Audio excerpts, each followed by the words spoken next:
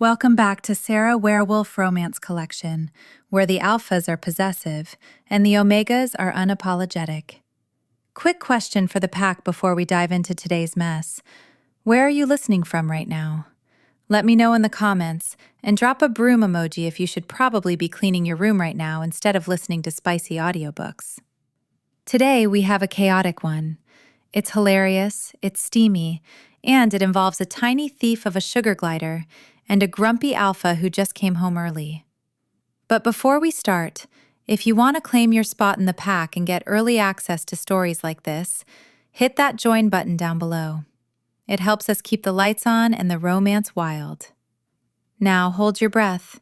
The alpha is walking in, and there's nowhere left to hide. Let's read. Chapter 1.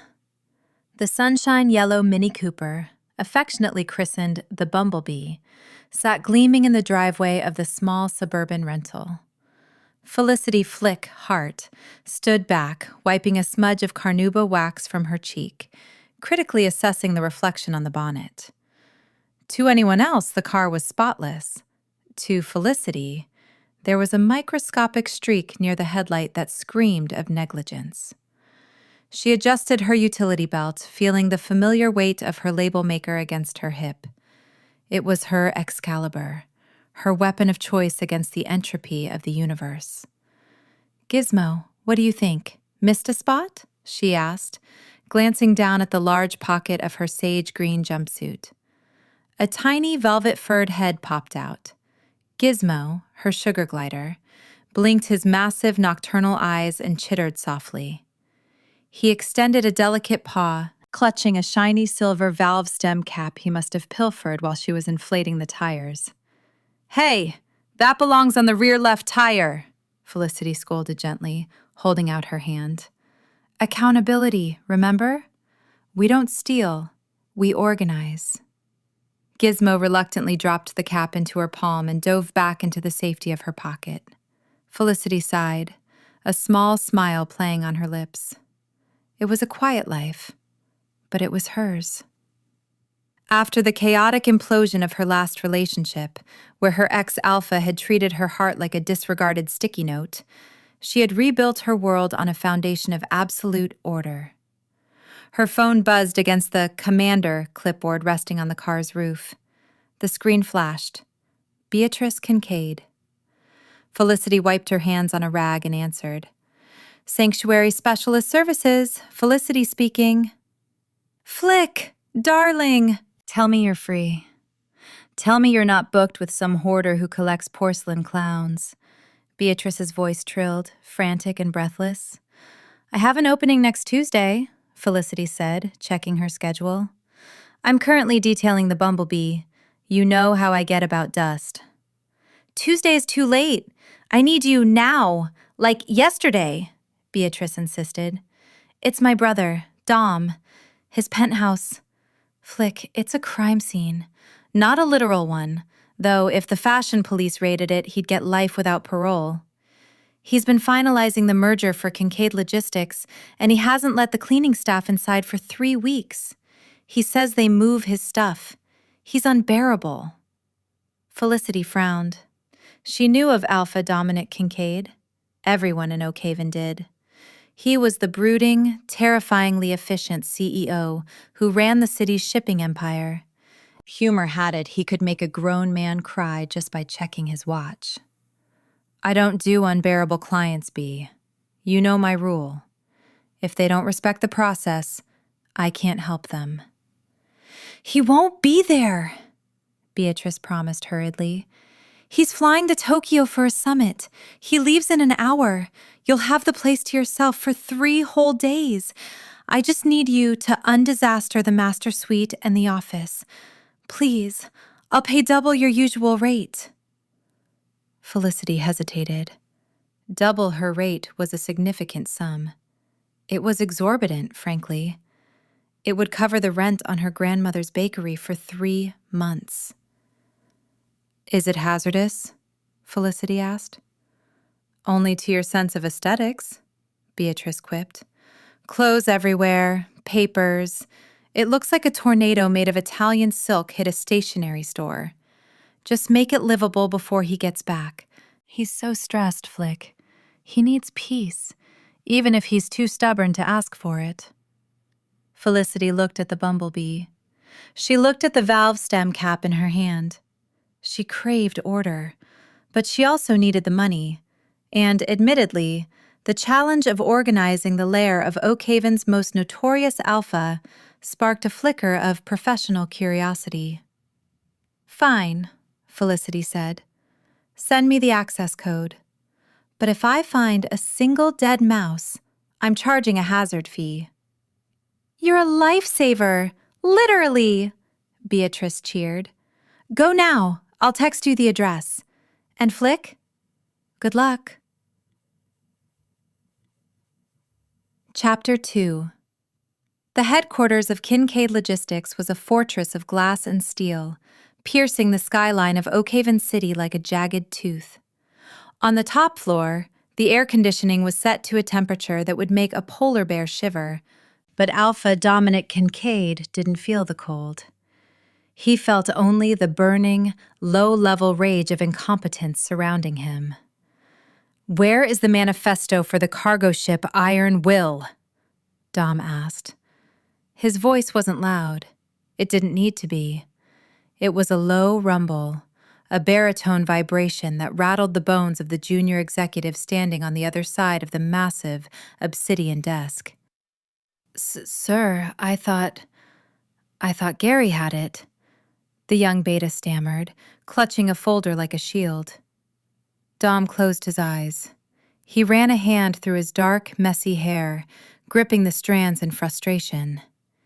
"You thought. Logistics is not about thinking, it is about knowing.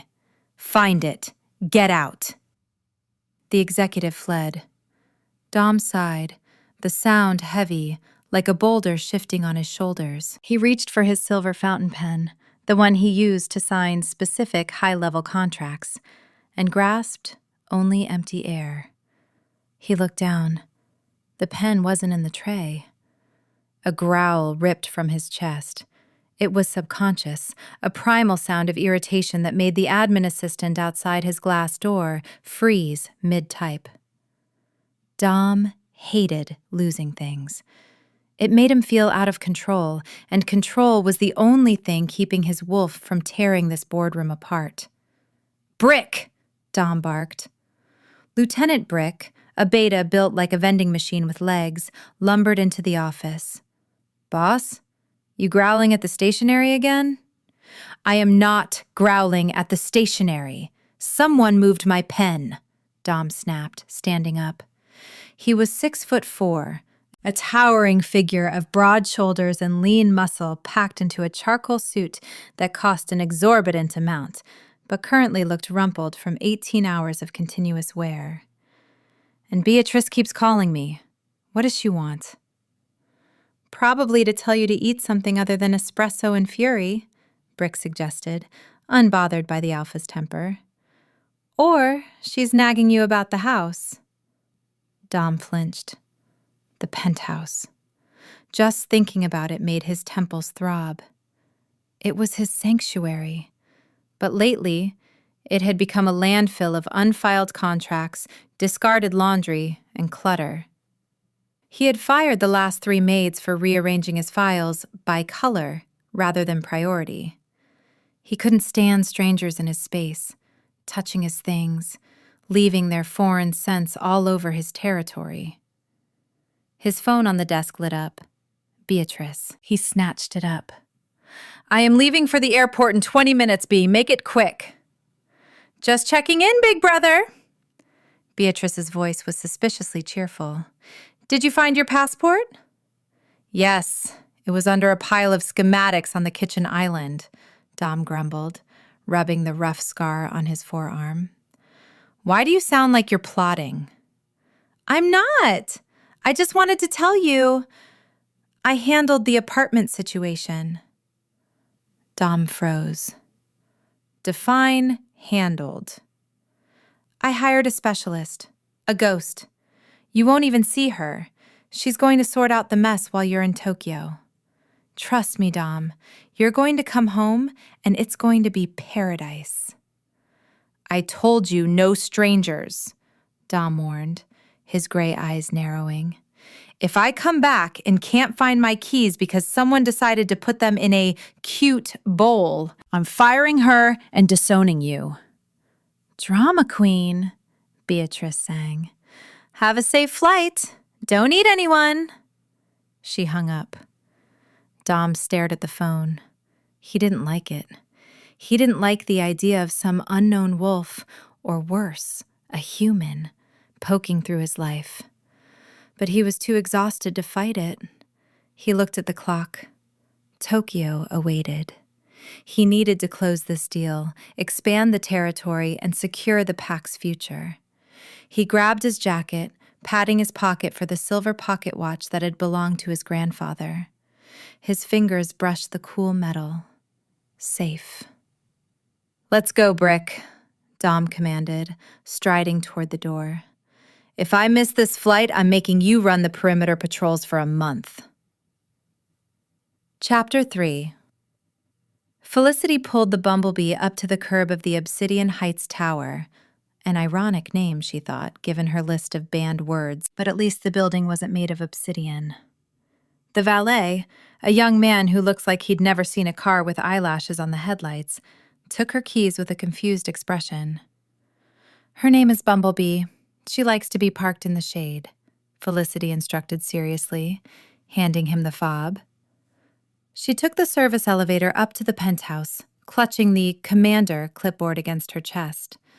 Beatrice had texted her the code, 1985. Simple. The elevator doors slid open with a soft whoosh, revealing a foyer that was breathtakingly modern and heartbreakingly cluttered. Oh, sweet goddess of organization, Felicity whispered. The penthouse was a vast, open-concept space with floor-to-ceiling windows overlooking Oakhaven. The floors were poured concrete, the furniture was sleek black leather and chrome, and the lighting was recessed and moody. But the beauty was buried under layers of neglect. A stack of unopened mail teetered on a console table like a drunk Jenga tower. A pair of running shoes had been kicked off in the middle of the hallway, one upright, one on its side.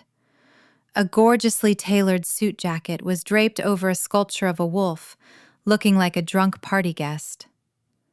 Felicity stepped inside, the door clicking shut behind her.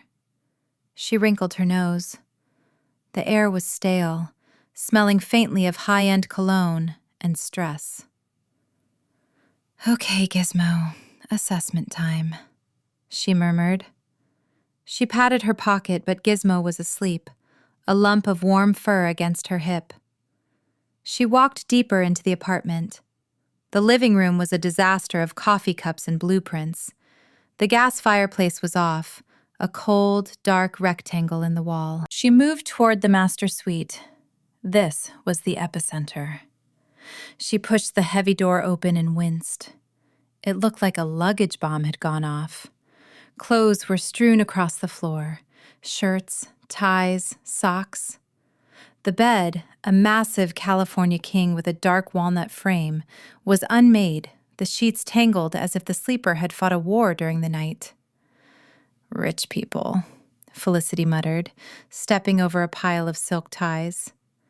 They can conquer the business world but can't conquer a laundry hamper.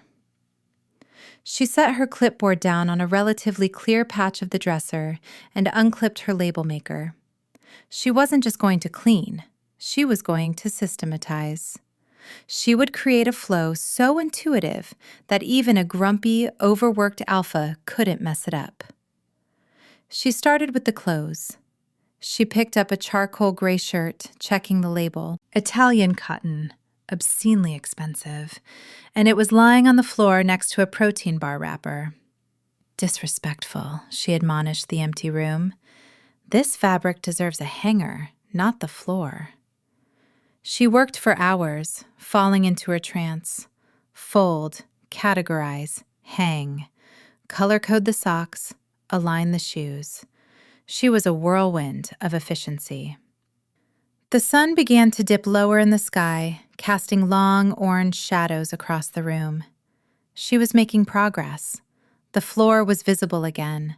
The room was starting to breathe. She didn't hear the elevator chime in the hallway. She didn't hear the heavy, agitated footsteps approaching the front door. She was too busy wrestling with a drawer that had fallen off its track. Chapter 4.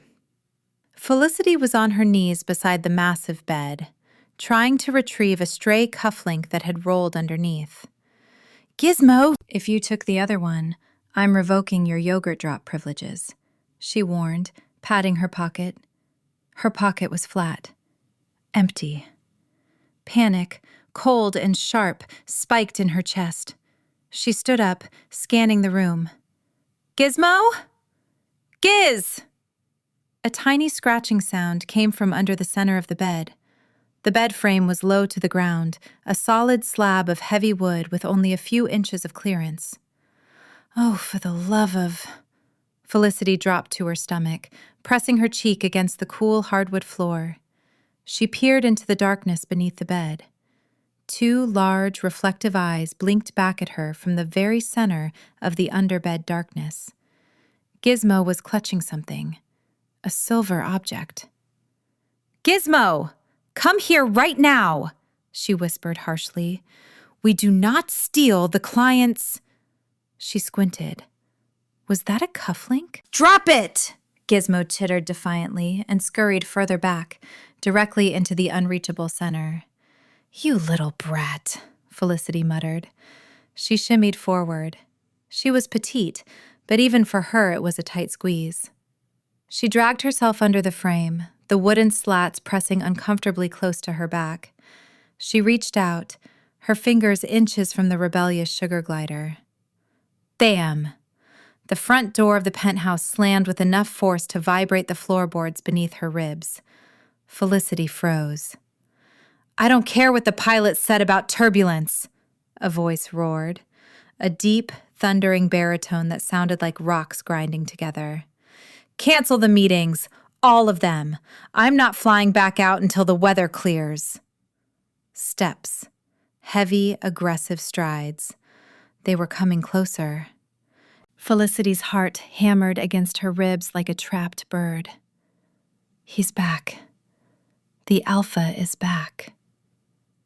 "Sir, maybe you should just stay at a hotel near the airport?" A second voice suggested, nervous, lighter. That must be the assistant. "No," the Alpha growled. The sound was visceral, vibrating through the floor and into Felicity's stomach. "I want my own bed. I want silence. Leave the files on the counter and get out." "Yes, Alpha." The front door opened and closed again. Silence followed. Felicity held her breath, her hand still outstretched toward Gizmo. The sugar glider, sensing the tension, had frozen statue still, clutching the stolen cufflink to his chest. "Please don't come in here. Please go to the kitchen. Please pass out on the sofa." The footsteps resumed. Thud, thud, thud.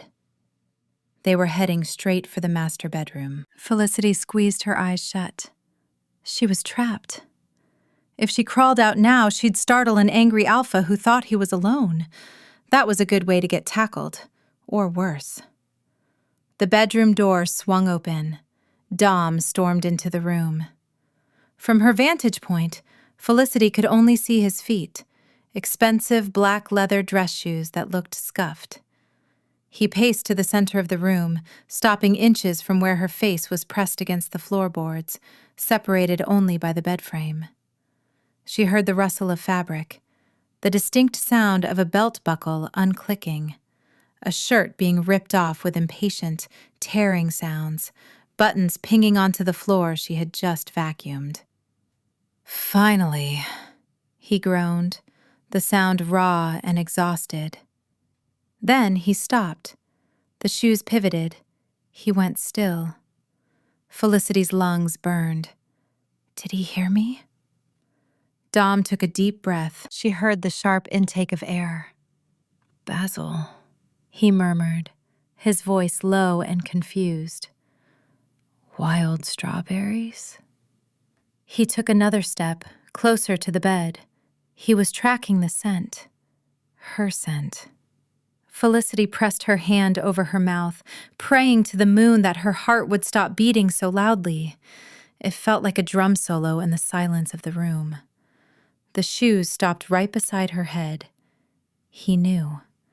There was no way he didn't know. The mattress above her shifted as he grabbed the edge of the frame. Chapter 5.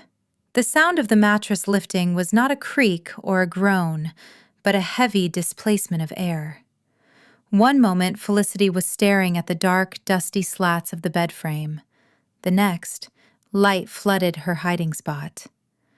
She looked up, her breath hitching in her throat. Alpha Dominic Kincaid stood over the bed, holding the corner of the massive California King mattress effortlessly in one hand. His muscles bunched and coiled beneath his skin, veins prominent along his bicep as he suspended the exorbitant weight as if it were a mere feather pillow.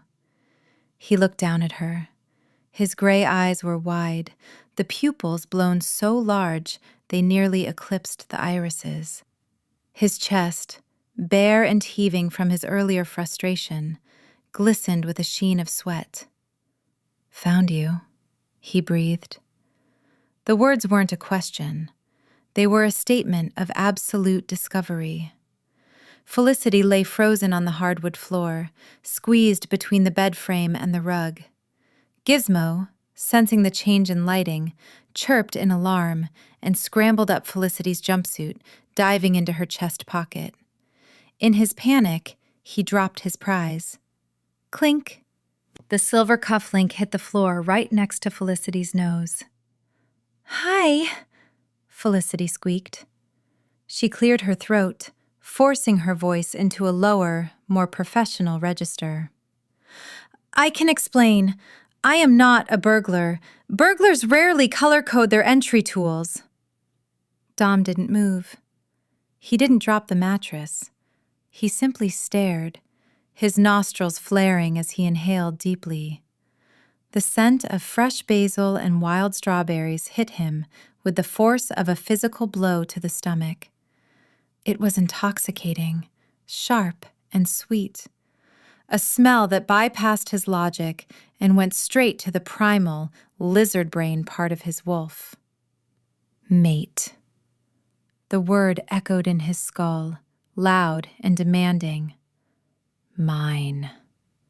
He gritted his teeth, fighting the urge to drop the mattress and haul her out by her ankles. He was an alpha of the modern world, a CEO of a logistics empire, not a feral beast in the woods. But the urge was there, scratching at the back of his throat. "Get up," he commanded. His voice was rough, like gravel tumbling down a chute. "I would love to," Felicity said, her heart hammering a frantic rhythm against her ribs. "But you are currently holding a several hundred-pound object directly over my escape route. If you could perhaps lower it?" Dom blinked, as if coming out of a trance. He looked at the mattress in his hand, then at the woman curled on his floor. Slowly, with a control that was terrifying to witness, he lowered the mattress back onto the frame. The room returned to normalcy, save for the thick electric tension crackling in the air. Felicity scrambled out from under the bed, dusting off her knees. She grabbed the silver cufflink from the floor and stood up, smoothing her sage-green jumpsuit. She refused to be cowed. She was a professional. She was a sanctuary specialist.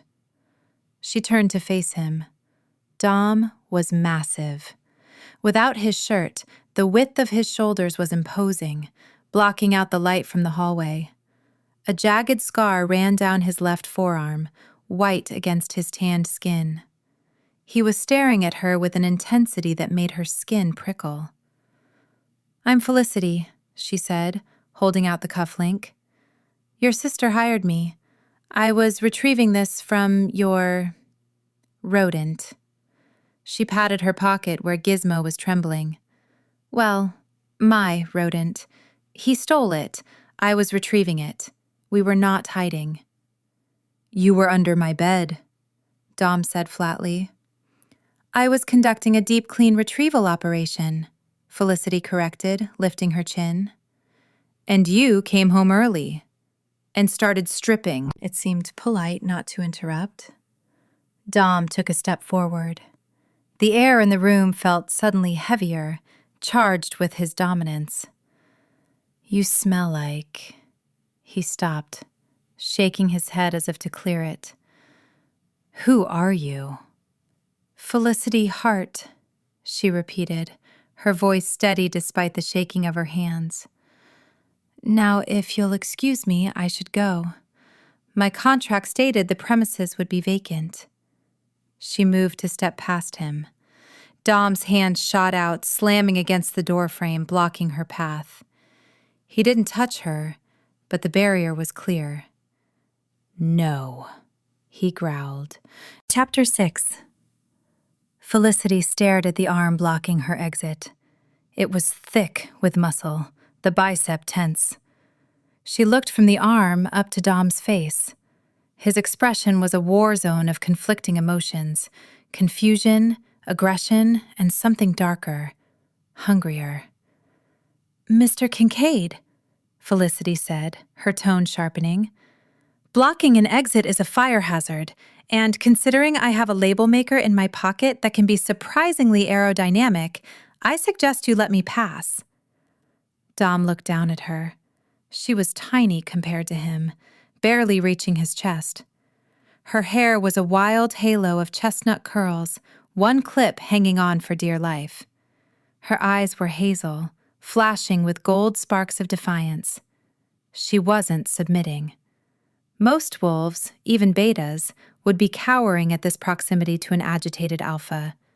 But she stood there, clutching a cufflink, threatening him with office supplies.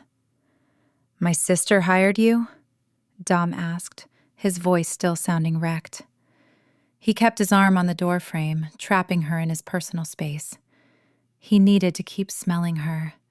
It was the only thing grounding him after the disastrous day. "Yes, Beatrice. She said your apartment was a crime scene and you needed peace," Felicity explained, taking a half step back to maintain a professional distance. "I was hired to organize the master suite and office. I have a contract." "A contract," Dom repeated, the word feeling clumsy on his tongue. "Yes, which is now void since the client, you, is present. I don't work with clients in the room. It disrupts the flow." Dom finally dropped his arm. He stepped back, running a hand through his messy hair. He needed to think. His wolf was screaming at him to grab her, to scent her, to claim her. But the human side, the CEO who negotiated multi-million-dollar shipping contracts, forced logic to the forefront. She was an Omega. He could feel it, but she didn't act like one. "You're leaving?" Dom asked.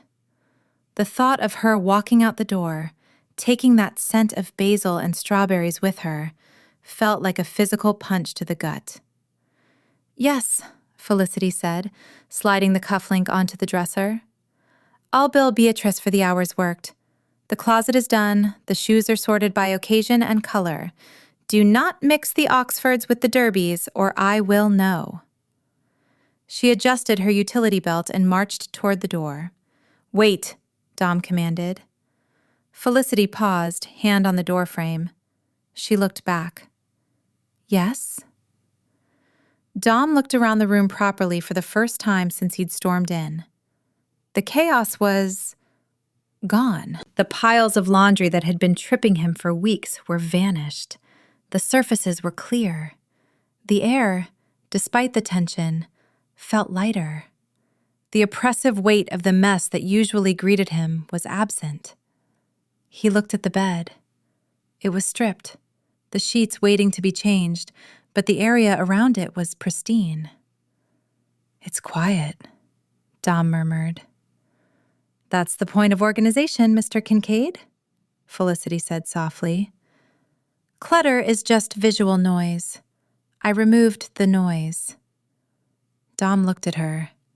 He saw the fatigue in her eyes, but also the pride. She had done this in a few hours.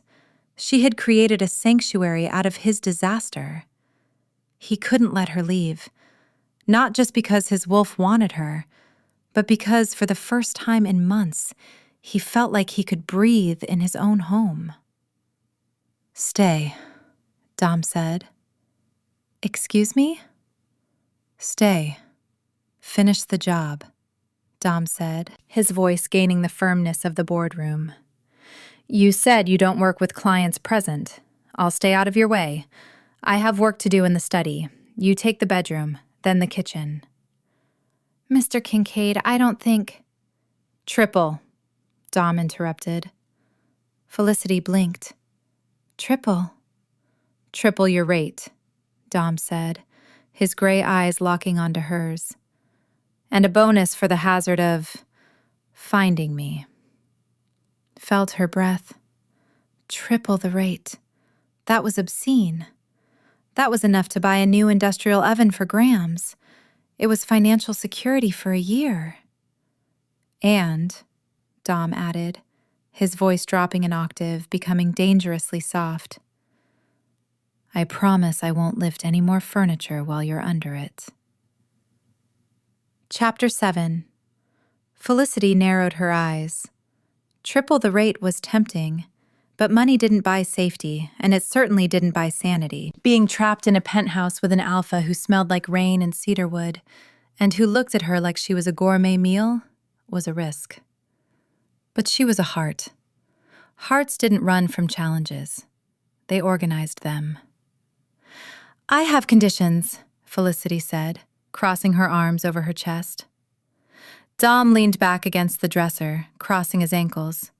The aggression had bled out of his posture, replaced by a wary curiosity. "Name them." 1. No growling, Felicity listed, ticking off a finger. "It's unprofessional and it scares Gizmo. If you growl, I charge a nuisance fee." Dom's lips twitched. A ghost of a smile? "Understood. No growling." 2. You stay in the designated zones. If I am working in the bedroom, you are in the office. If I am in the kitchen, you are in the living room. We do not overlap."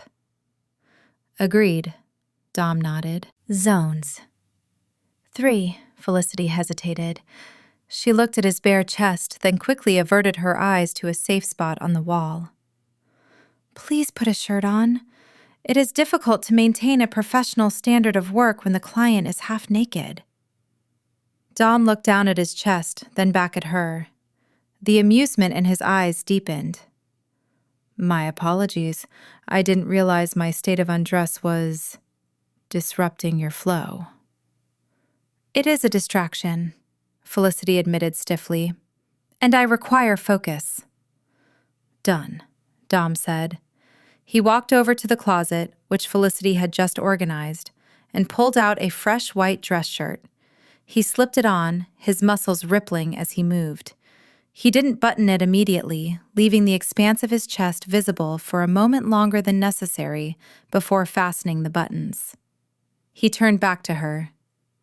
"Any other demands? Should I sign a treaty?" "A verbal agreement is sufficient for now," Felicity said, reaching for her clipboard. "But if you break the rules, I walk. And I keep the deposit." "You're a tough negotiator, Felicity," Dom said. He liked the way her name sounded. Felicity, happiness, luck. She was certainly something. "I'm a professional, Mr. Kincaid." "Dom," he corrected. "If you're going to be in my house for the next 3 days, call me Dom." "Mr. Kincaid," she countered. "I keep things formal." Dom's eyes flashed with that golden wolf light for a split second. We'll see about that. He walked toward the door, pausing as he passed her. He leaned in just slightly. I'll be in the study. Try not to hide under any more furniture. I might not find you next time. He walked out, leaving the scent of cedarwood lingering in the air. Felicity let out a long, shaky exhale. She slumped against the wall, her legs feeling like jelly. Gizmo, she whispered, patting her pocket. We are in so much trouble. Gizmo poked his head out, his nose twitching. He looked at the door where Dom had exited, then back at Felicity. He let out a soft, chittering sound that sounded suspiciously like a laugh. Don't give me that, Felicity muttered. We need the money. We do the job, we get out. No falling for the alpha, no getting eaten. Simple. She pushed herself off the wall, grabbed her label maker, and clicked it on. The whirring sound was comforting. Okay, she said to the empty room. Let's organize this chaos. Chapter 8. The next morning, the penthouse was silent except for the rhythmic swish-swish of Felicity's microfiber cloth. She was in the hallway, polishing the glass display case that housed Dom's collection of antique maritime compasses. Dom was technically in his zone, the study down the hall, but the glass walls of the office meant he was visible. And he wasn't working. Every time Felicity glanced up, she caught him watching her. He was sitting at his desk, surrounded by the neat stacks of papers she had organized the previous evening, but his eyes were fixed on her. Whenever their gazes met, he would quickly look down at a document, pretending to read. It was unnerving. It was also flattering, which was the problem. Focus, Flick, she muttered, aggressively polishing a brass compass. You missed a spot, a deep voice rumbled. Felicity jumped. Dom was standing in the doorway of the study, leaning against the jamb. He was wearing a fresh suit, navy blue today, but his tie was undone, hanging loose around his neck. I did not, Felicity retorted without looking. I never miss a spot, and you are violating the zone agreement. I needed coffee, Dom said, holding up an empty mug. The kitchen is a neutral zone, is it not? Acceptable, Felicity granted. She moved her cleaning cart to the side to let him pass. As he walked by, she smelled the stress on him. It was acrid, cutting through his natural cedar scent. He looked tired. The shadows under his eyes were dark bruises. You didn't sleep, she stated. It wasn't a question. Dom paused. Hard to sleep when... He stopped. When my mate is in the next room and I can't touch her. When there's a merger pending. He walked into the kitchen. Felicity watched him go. She noticed he had left his suit jacket draped over one of the dining chairs, a violation of the coats in the closet rule, but she let it slide. Gizmo, however, did not. As Felicity knelt to check the baseboards, she felt the familiar lightness in her pocket. She looked up just in time to see a gray blur streak across the floor. Gizmo scrambled up the leg of the dining chair and dove into the pocket of Dom's discarded navy jacket. Gizmo, no! Felicity hissed. Dom walked back in from the kitchen, mug in hand. He saw Felicity freezing, pointing at his jacket. What? Dom asked. At that moment, Gizmo wriggled out of the jacket pocket. He was dragging something heavy, a silver pocket watch on a chain. It was beautiful, ornate, and clearly antique. Gizmo lost his grip, and the watch swung down, clinking against the wooden chair leg. Dom's reaction was instantaneous. A low, vibrating growl erupted from his chest. It wasn't the playful banter from yesterday. This was a warning. That watch was his grandfather's. It was the one item he never let anyone touch. "That," Dom snarled, dropping his mug on the table with a clatter, "is not a toy." Felicity flinched at the growl, her wolf instinct screaming submit. But her human stubbornness slapped it down. She marched over to the chair, scooped up Gizmo, who was trying to drag the watch under the table, and carefully unhooked the chain from his tiny claws. She held the watch up, inspecting it for scratches. It was pristine. She turned to Dom, her face pale but her eyes blazing. "Rule number 1, Mr. Kincaid. No growling." Dom stopped. He was breathing hard, his hands clenched into fists. He looked at the watch, then at Felicity. He had just growled at her. He had directed aggression at his mate. Shame washed over him, extinguishing the anger instantly. Dom started, his voice rough. "It's an heirloom, my grandfather's." "Then you should put it in the safe, not in a pocket where a sugar glider with a magpie complex can find it," Felicity said firmly. She stepped forward and held the watch out to him. Her hand was steady. "He didn't damage it. I apologize for his sticky fingers, but do not growl at us again." Dom looked at the watch, then at her outstretched hand. He reached out, his large fingers brushing against her palm as he took the heirloom. The contact sent a spark of electricity up his arm that nearly made him drop the watch all over again. He looked into her eyes. She was terrified.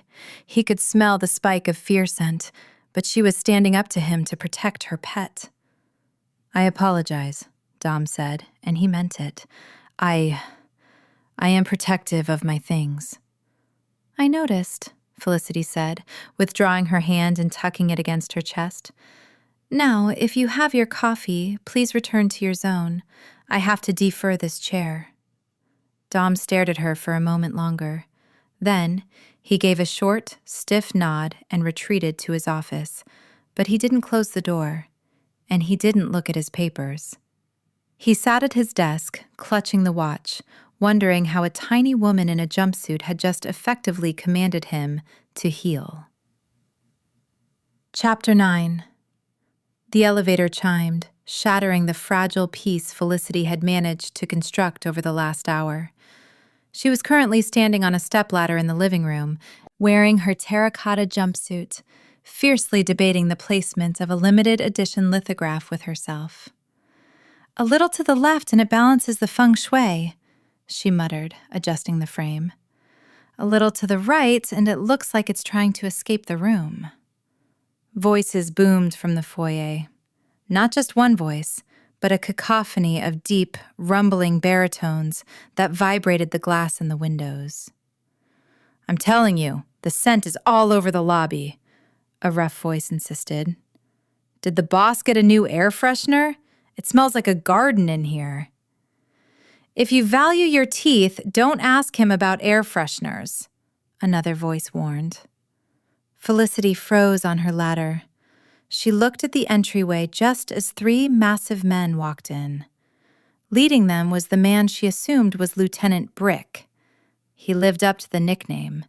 He was a wall of muscle in a tactical vest and cargo pants, with a buzz cut and a nose that had been broken at least twice. Flanking him were 2 others, equally large, radiating that restless, predatory energy unique to wolves. They stopped dead when they saw her. Felicity didn't cower. She didn't scramble down. She simply adjusted her utility belt, clicked her label maker for emphasis, and looked down at them from her perch. "Shoes," she said clearly. Brick blinked, looking around the room as if searching for the source of the voice before looking up at the ladder. "Huh?" "Shoes," Felicity repeated, pointing to the pristine poured concrete floor she had just mopped with an organic citrus solution. "You are tracking mud, city grit, and what looks suspiciously like engine grease into my clean zone. off now." The three warriors looked at each other. These were men who fought rogue wolves for a living. They had faced down claws and fangs, but they had apparently never faced a petite omega with a label maker and zero patience. "Who is this?" one of the other wolves whispered to Brick. "Is she the new security?" "I am the sanctuary specialist," Felicity announced, descending the ladder with dignity. "And if you step on that rug with those combat boots, I will invoice you for the dry cleaning." The door to the study slid open. Dom appeared, looking harried. His tie was still loose, his hair a disaster. He took in the scene. His elite guard huddled by the door looking terrified, and Felicity marching toward them with a spray bottle. "Brick," Dom sighed, pinching the bridge of his nose. "I told you to wait in the lobby." "We got worried." "Alpha," Brick said, hastily kicking off his boots. "You didn't answer the comms. We thought—" He glanced at Felicity. "We thought you were in trouble." "I am in trouble," Dom muttered. "I'm being organized." "These are your subordinates?" Felicity asked, stopping in front of Brick. She reached out and plucked a piece of lint off his tactical vest. "They have very poor entry protocols." Brick looked at Dom, eyes wide. "Boss? Why is the tiny Omega scolding me?" "Because she's in charge," Dom said, a smirk touching his lips despite his stress. "And Brick? Do as she says. If she labels you, it's permanent." "I don't label people, only containers," Felicity corrected, turning back to her cleaning cart. "However, if you are holding a meeting, do it in the dining area. I have just sanitized the coffee table in the living room, and I do not trust you not to put your feet on it." The pack watched in stunned silence as she sprayed a microfiber cloth and began aggressively polishing a smudge on the wall. "You heard her," Dom said, his voice dropping to that command tone that brooked no argument. "Dining table, boots off, and for the love of the moon, don't touch anything she's color-coded." As the massive men shuffled toward the dining room in their socks, looking like chastised schoolboys, Dom caught Felicity's eye. She offered him a small, triumphant nod. For a second, the crushing weight of the merger and the pack politics lifted, replaced by the sheer absurdity of seeing his deadliest enforcer afraid of a spray bottle. Chapter 10. By 7 p.m., the pack had left, leaving behind the smell of musk, gun oil, and high testosterone anxiety. Dom stood in the center of the living room, trying to breathe, but the air was thick with her. Basil and wild strawberries. It was woven into the curtains now. It was in the fibers of the rug. It was driving his wolf absolutely insane. Every time she walked past him to put away a file or straighten a cushion, his beast clawed at his ribs, chanting, "Mate, mate, mate." He needed to get out of the penthouse, but he physically couldn't bring himself to leave her behind. The instinct to keep her in his sight was overpowering. "I'm hungry," Dom announced to the room at large. Felicity was by the bookshelf, reorganizing his collection of biographies by the subject's birth year. She didn't look up. "There are protein bars in the pantry. I organized them by flavor. Chocolate fudge is on the left." "I don't want a protein bar," Dom growled softly, then caught himself. "I want real food. And since you have been working for 12 hours straight, you need to eat too." Feld paused, a book in midair. She turned, eyeing him warily. "I have a sandwich in my cooler bag." "A sandwich is not a meal. It's a sad excuse for lunch," Dom countered, walking over to her. He stopped at the edge of her personal space, careful not to crowd her. "There's a business matter I need to discuss with you, regarding the longevity of the organization systems." "You want to take me to dinner to discuss shelving units?" Felicity raised an eyebrow. Yes, Dom lied smoothly. It's a business meeting. I'll buy. Felicity hesitated. Her stomach gave a treacherous rumble, betraying her. She hadn't eaten since breakfast, fueled entirely on caffeine and the satisfaction of a well-organized drawer. Fine, she agreed. But we go to a place of my choosing. I'm not dressed for the 5-star steakhouses you likely frequent. She gestured to her rust-colored jumpsuit. Acceptable. Dom nodded, relieved. I'll get the keys to the Aston Martin. No, Felicity said, pulling a key fob from her pocket. We take the Bumblebee. Dom stared at her. The what? My car. The Bumblebee. It gets excellent gas mileage and it's already parked out front. Plus, Gizmo has a travel hammock in the back seat. Dom looked down at his 6'4" frame. Then he looked at the mental image of himself in a Mini Cooper. Felicity, I won't fit. Nonsense, she waved a hand. It's surprisingly spacious, unless you're claiming you can't handle a compact vehicle. I thought alphas were adaptable. It was a challenge. He saw the spark of amusement in her hazel eyes. She was enjoying this. Fine, Dom gritted out. We take the Bumblebee. 10 minutes later, Dom was regretting every life choice that had led him to this moment. He was folded into the passenger seat of the bright yellow car like an origami crane made of ironwood in frustration. His knees were pressed against the glove compartment. His head was brushing the roof liner. Comfortable? Felicity asked sweetly as she merged into traffic, shifting gears with practiced ease. I feel like I'm being worn by the car, Dom grumbled, shifting his weight. The seatbelt was cutting into his neck. Where are we going? Heart's Hearth, Felicity said, turning onto a secondary road that led away from the gleaming towers of the city and toward the older, brick-lined district. Best pot roast in Oak Haven, and the owner owes me a favor. Dom looked at her profile as she drove. The city lights danced over her face. She looked relaxed, humming along to the radio. For a man who owned a fleet of luxury vehicles and private jets, he found that being squeezed into this tiny, vibrating yellow box with her was the most content he had felt in years. Heart's Hearth, Dom repeated, testing the name. Relative of yours? My grandmother, Felicity smiled, and the expression transformed her face, making Dom's heart skip a beat. She's the only person in the world scarier than you. Chapter 11. Heart's Hearth was warm, smelling of yeast, rosemary, and comfort. It wasn't just a bakery.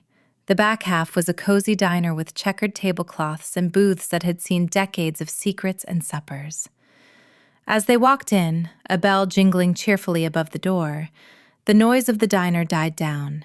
It was subtle, but Dom noticed. The patrons, mostly locals and lower-ranked wolves, sensed his alpha aura immediately. Forks paused halfway to mouths. Conversations dropped to whispers. Dom stiffened, his shoulders rising. He was used to this, the fear, the respect. He prepared to be the intimidating alpha king of the logistics world. Flick, you're late. The sourdough is already proofing. A tiny, white-haired woman marched out of the kitchen, wiping floury hands on an apron that read, Don't poke the bear, I bite back. This was Grams. She was barely 5 feet tall, but she walked with the confidence of a warlord. Hi, Grams, Felicity said, leaning down to kiss the wrinkled cheek. I brought a client. We're starving. Grams pulled back, her sharp blue eyes locking onto Dom. She scanned him from his expensive leather shoes to his messy dark hair. She sniffed the air once, twice. Her eyes widened, then narrowed into a knowing slit. A client, Grams repeated, her voice dry. Is that what we're calling them now? He smells like he owns half the city and hasn't slept in a week. I am Dominic Kincaid, Dom said, extending a hand, trying to be charming. "It is a pleasure, Mrs. Hart." Grams ignored the hand and poked him in the chest with a bony finger. "You're too skinny for an alpha. Sit. Booth 4. I'm bringing the pot roast and the extra gravy. And don't you dare look at my waitress like you want to fire her." Dom stood there, stunned, as the old woman bustled away. "I told you," Felicity whispered, nudging him toward the booth. "Terrifying." They slid into the booth. It was a tight squeeze, bringing their knees into contact under the table. Dom felt the jolt of electricity at the touch, but he didn't pull away. Neither did Felicity. "So," Dom started, trying to regain his footing. He reached for the water glass the waitress had nervously dropped off. "This sanctuary business, how long have you been doing it?" 3 years, Felicity said, unwrapping her silverware. She pulled Gizmo out of her pocket and set him on the table, handing him a small piece of a cracker she'd brought. "After I left my previous situation, I needed control. Organizing gives me that. It's making the world make sense, one drawer at a time." Dom watched her feed the sugar glider.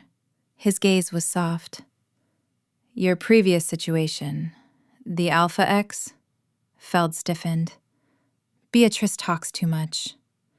"She worries about you," Dom said gently. He took a sip of water, his eyes never leaving her face. He was a fool. Feld looked up, surprised by the intensity in his voice. "You don't even know him." "I don't need to," Dom said.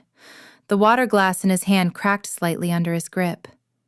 "If he let you go, he has 0 business acumen and 0 taste."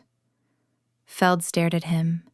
The air between them grew thick, charged with the unsaid words. "Mate. Mine." "Dom," she breathed. It was the first time she had used his name without the Mr. Kincaid shield. Dom, mesmerized by the sound of his name on her lips, leaned forward. His elbow knocked the water glass. Splash. Ice water flooded the table, soaking the tablecloth and dripping onto Dom's expensive navy trousers. "Oh!" Felicity jumped up, grabbing napkins. Dom sat there, water dripping from his lap, his alpha mystique thoroughly shattered. He looked at the wet stain, then at Felicity, who was trying not to laugh while blotting the table. "Smooth," Dom muttered, feeling the heat rise up his neck. "Very smooth, Kincaid." Feld giggled. It was a genuine, bubbling sound. "Well, look at the bright side. At least you didn't growl at the water." Chapter 12. The laughter died instantly when the bell above the door jingled again. The scent hit Dom first. Sour, cheap cologne masking the smell of stale whiskey and arrogance. He stiffened, his head snapping toward the entrance. A man walked in. He was tall, blonde, and handsome in a generic plastic way. He wore a suit that was trying too hard to be trendy. This was Gareth. Gareth scanned the room, spotting Felicity immediately. He strode over, a smirk plastering onto his face. "Felicity," Gareth drawled. "I saw that ridiculous yellow toy car outside. I should have known you'd be in a dump like this." Dom started to rise, his eyes turning a flat, deadly steel gray. The air pressure in the diner dropped. The other patrons went silent, sensing the imminent violence. But Felicity put a hand on Dom's forearm. "Sit," she said quietly. Dom froze. Every instinct screamed at him to tear Gareth's throat out, but Felicity's touch grounded him. He sat, but his body was a coiled spring, ready to snap. Felicity turned to Gareth. She didn't stand up. She didn't look afraid. She looked bored. "Gareth," she said, taking a sip of her tea.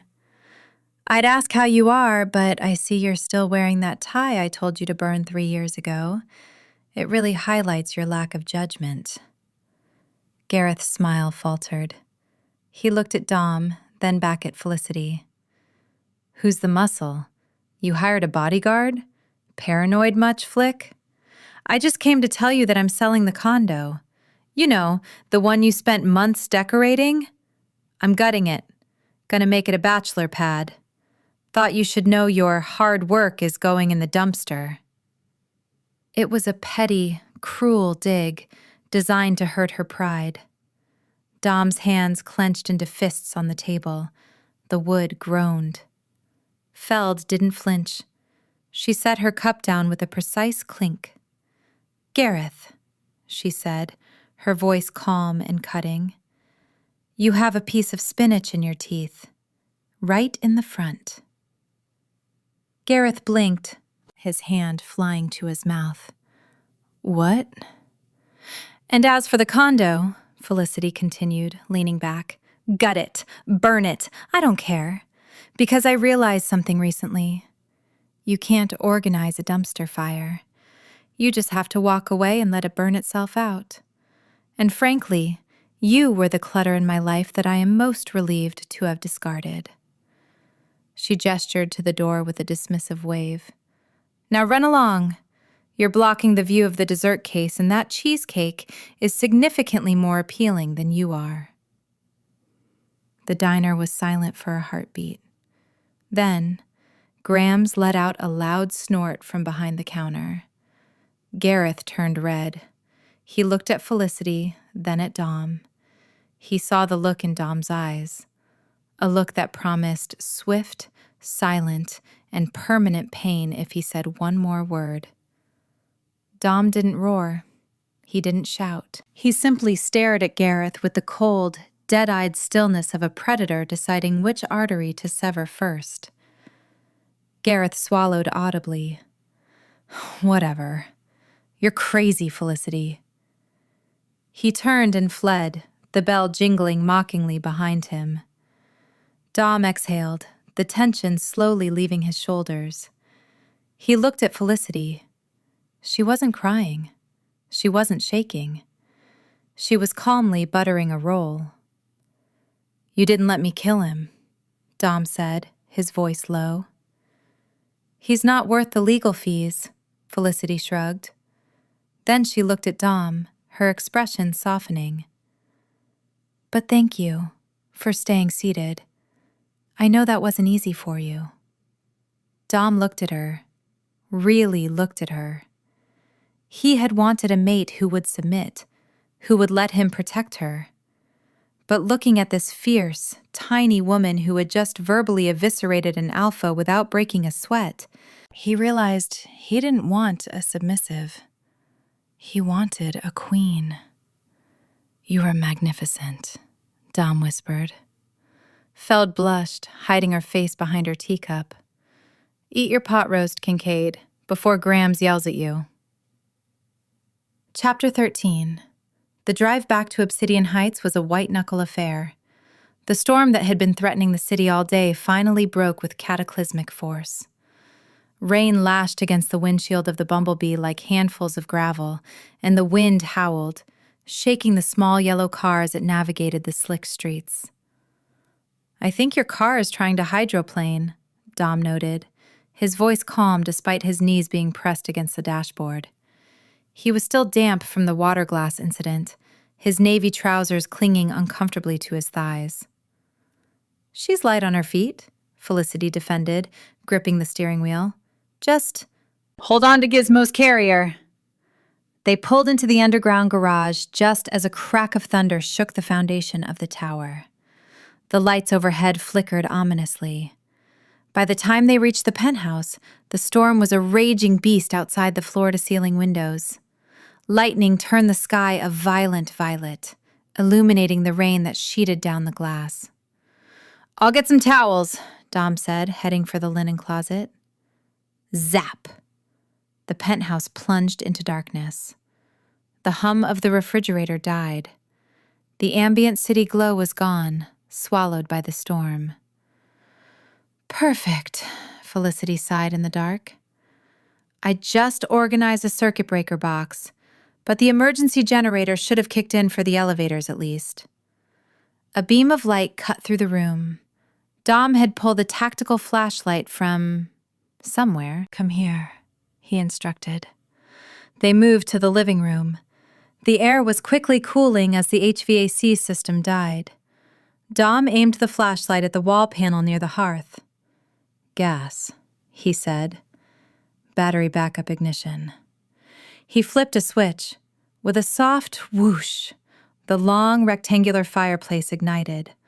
A line of blue and orange flames danced over the modern ceramic logs, casting a warm, flickering glow across the room. It wasn't a roaring wood fire. You couldn't stoke it or poke it, but it was heat, and it was light. Better, Dom murmured. He sat on the plush rug, stretching his long legs out toward the warmth. He looked at Felicity, the firelight catching the gold flecks in her hazel eyes. Sit, you're shivering. Felicity hesitated, then sat beside him, keeping a respectable distance. She pulled Gizmo's travel pouch onto her lap. It's the adrenaline crash. Dealing with Gareth took it out of me. He was a parasite, Dom said, his voice low and rumbling, vibrating in the quiet room. You handled him better than I would have. I would have just dismantled him. That's why I handled it, Felicity said softly. I don't need a knight, Dom. I need a partner. Someone who respects that I can fight my own battles, even if they're messy. Dom looked at her. The shadows danced over his sharp features, softening the usual harsh lines of his face. I've never had a partner. I have subordinates. I have employees. I have enemies. I don't know how to do partner. You're doing okay, Felicity admitted, a small smile touching her lips. You didn't growl at the waiter, and you fit in a Mini Cooper. That shows potential. Dom chuckled, a deep sound that seemed to warm Felicity more than the fire. They sat in the companionable silence, the storm raging outside, safe in the circle of firelight. For the first time, the penthouse didn't feel like a cold, empty museum. It felt like a home. Chapter 14. The piece lasted exactly 40 minutes. Felicity had dozed off against the sofa cushions, lulled by the rhythm of the rain. She woke with a start, her hand instinctively going to the pouch on her lap. It was light. Too light. Gizmo? She whispered, sitting up. The pouch was empty. The zipper had been nudged open from the inside. Dom, she said, panic spiking in her voice. He's gone! Dom, who had been reading a file by the firelight, looked up. The rat? He's not a rat, he's a marsupial, and he's gone! Gizmo! She called out, scrambling to her feet. They searched the living room. Nothing. They checked the kitchen. Nothing. Then Felicity heard it. A faint, distressed scratching sound coming from the wall near the floor. She dropped to her knees, pressing her ear against the vent cover. He's in the HVAC system. How? Dom asked, crouching beside her. The intake vent in the hallway, Felicity realized, horror dawning on her. I took the cover off to clean the filter and I didn't screw it back in tight enough. Oh God, he's stuck. It's a vertical drop to the subfloor. She looked at Dom, tears welling in her eyes. He's tiny, Dom. If he falls further... Dom didn't hesitate. He didn't call maintenance. He didn't tell her it was just a pet. He stood up and stripped off his dress shirt, tossing it aside. Get my toolbox, he commanded, the big one in the utility closet. For the next hour, the alpha of the Iron Ridge pack was on his stomach, arm deep in a dusty ventilation shaft. He had used a screwdriver to remove the vent cover and was now navigating the darkness by touch and smell. I can smell him, Dom grunted, his cheek pressed against the drywall. He's terrified. He's clinging to the mesh about 3 feet down. Be careful! Felicity hovered, holding the flashlight. Don't scare him further. I'm not going to scare him, Dom muttered. He softened his voice, pitching it into a gentle, crooning rumble that Felicity had never heard before. Come here, little thief. Come on. I have a shiny watch for you. Just climb up. It was absurd. It was beautiful. The terrifying alpha was cooing at a sugar glider. Dom tensed. Got him. He slowly, carefully withdrew his arm. Cupped gently in his massive hand was a dusty, trembling Gizmo. Oh, thank God, Felicity breathed, scooping the animal into her hands and checking him for injuries. He was shaken, but unharmed. She buried her face in his fur, then looked up at Dom. Dom was sitting on the floor, covered in gray dust, a smear of soot on his forehead. He looked exhausted, messy, and absolutely magnificent. You saved him, she whispered. He's part of your pack, Dom shrugged, wiping his hands on a rag. That makes him my problem. Feld didn't think. She leaned forward and pressed a soft kiss to Dom's dusty cheek. Thank you, she said. Dom went still. He touched the spot where her lips had brushed his skin, his eyes darkening. Felicity. I'm going to wash him, she said breathlessly, scrambling up and retreating to the bathroom before she did something reckless, like kiss him properly. Chapter 15. The storm cleared by morning, leaving the sky a scrubbed, brilliant blue. The power hummed back to life around 6 a.m., and with it, the reality of the outside world. At 9 a.m., the front door burst open. Surprise! I brought bagels! Beatrice Kincaid swept into the penthouse like a hurricane of designer silk and energy. She stopped dead in the foyer, dropping the bag of bagels. The penthouse was immaculate. Not just clean, transformed. The flow of the furniture made sense. The clutter was gone. But more importantly, her brother was sitting at the kitchen island, eating a bowl of oatmeal, while Felicity was standing next to him, lecturing him about the proper way to load the dishwasher. You have to angle the bowls, Dom. The water pools in the bottom, Felicity was saying. I have run a logistics company for 10 years, Dom argued, though there was zero heat in his voice. I think I can load a plate. Logistics is moving crates. This is ceramics. Angle the bowls, Beatrice squealed. It was a high-pitched sound only dogs could truly appreciate. Oh my God, you haven't killed each other, and Dom is domesticated. Beatrice rushed forward, hugging Felicity. You are a wizard, a sorceress. I'm a professional organizer, Felicity corrected, patting Beatrice's back. And your brother is trainable. Dom rolled his eyes, but he didn't deny it. This is perfect, Beatrice clapped her hands, because tonight is the pack gala, and I was terrified Dom would go alone and growl at the donors. But now he has you. Felicity froze. Me? Oh, no, I'm the help, Bea. I don't do galas. Nonsense. Beatrice waved a manicured hand. You're his date.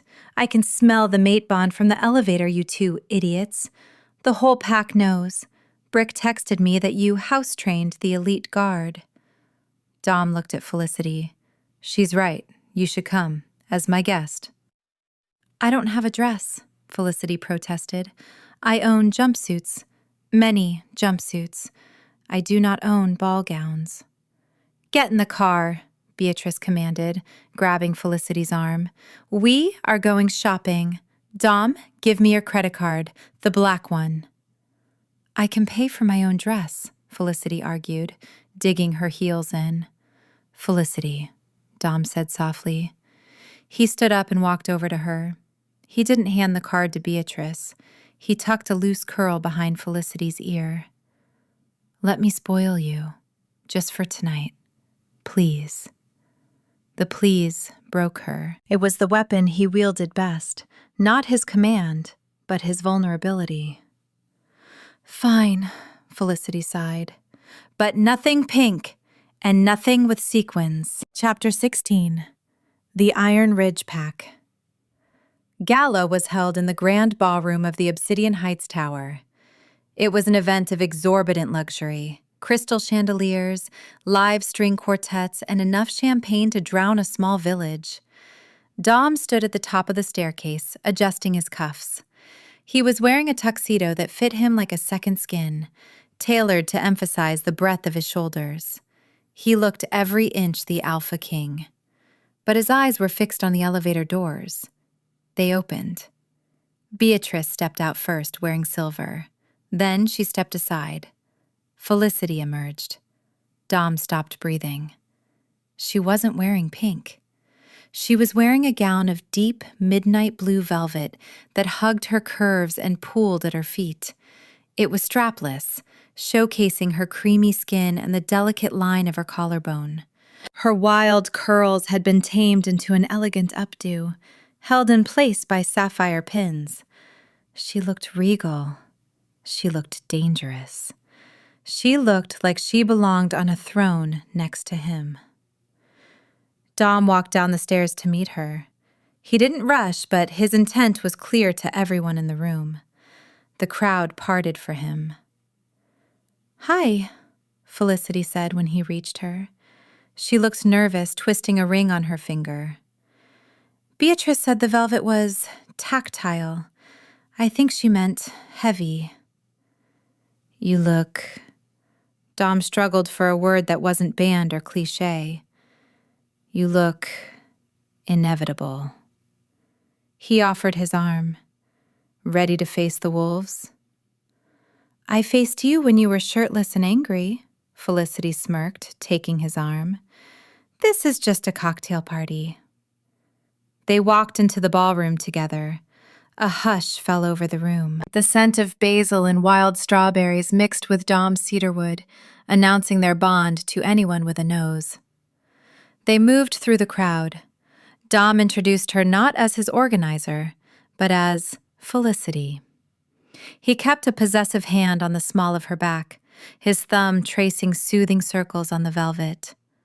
When the music shifted to a slow waltz, Dom pulled her onto the dance floor. I don't dance, Felicity warned, placing a hand on his shoulder.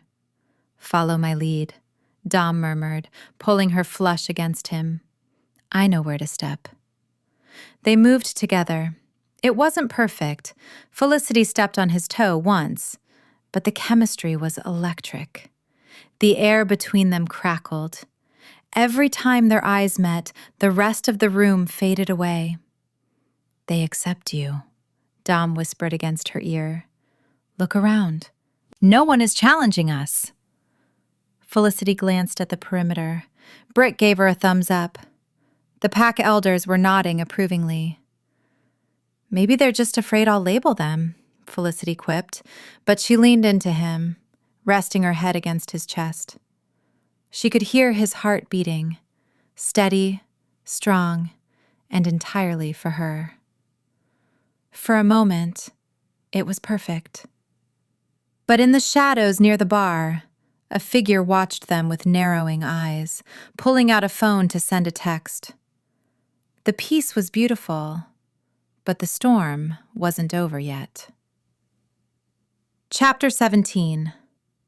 The champagne at the gala was crisp, expensive, and giving Felicity a headache.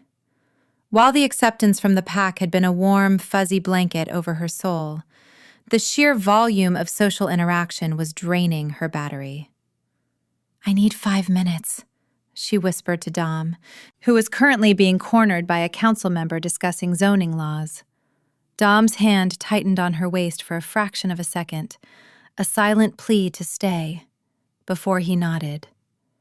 Don't go far. The perimeter is secure, but I prefer you in my sight. Just the ladies' room, Alpha, she teased softly, extricating herself from his grip. She navigated the sea of tuxedos and silk gowns, slipping into the quiet corridor that led to the restrooms. The sounds of the string quartet faded, replaced by the hum of the building's ventilation system, which she noted with satisfaction was running smoothly thanks to Dom's rescue mission. Instead of entering the restroom immediately, she paused by a large potted fern to adjust the strap of her velvet gown. That was when she heard voices, low, urgent, and coming from the maintenance alcove just around the bend. Kincaid is distracted. He's parading his new mate around like a show pony. Felicity froze. She knew that voice. It wasn't one of Dom's men. It was rougher, edged with a sneer. Doesn't matter, a second voice replied. The trucks are moving on the West Side distribution hub tonight. While he's sipping bubbly, we're taking the inventory. Rourke wants the message clear. Oakhaven isn't Kincaid territory anymore. And if Kincaid responds? Then we burn it. The Stone River pack doesn't leave scraps. Felicity's heart hammered against her ribs. The Stone River pack. They were rivals from the north, known for their brutality. And they were targeting the hub, the heart of Dom's business, tonight. She didn't stay to hear more. She kicked off her heels, holding them in her hand to silence her footsteps, and sprinted back down the corridor. She burst back into the ballroom, scanning the crowd. She spotted Dom immediately. He was standing a head taller than everyone else, but his posture had shifted. He was no longer relaxed. He was listening to Brick, who was whispering urgently into his ear. Felicity shoved her way through a group of debutantes, ignoring their gasps as she ran barefoot across the marble floor. "Dom!" He turned, his gray eyes locking onto hers. He saw the fear in her face, and he was at her side in 2 strides, catching her arms. "What is it? Are you hurt?" "West Side Hub," she breathless. "Stone River. I heard them in the hall. They're hitting it tonight. They said they're going to burn it." Dom's face hardened. The mask of the CEO vanished, replaced instantly by the warlord. He looked at Brick. "Get the SUVs. We move now." He turned back to Felicity, his grip gentle but firm. "You go upstairs. Lock the penthouse. Do not open the door for anyone but me." "Dom, they said—" "I know what they said," he interrupted, his voice dropping to a command. "Go. Now." He didn't wait for an answer. He turned and strode toward the exit, his pack falling into formation behind him, leaving Felicity standing barefoot in the middle of the ballroom, clutching her shoes and a rising sense of dread. Chapter 18. The elevator ride to the penthouse felt like it took a century. Felicity paced the small metal box, her mind racing. Lock the door, stay safe, be a good little Omega. The doors slid open and she stepped into the silent apartment.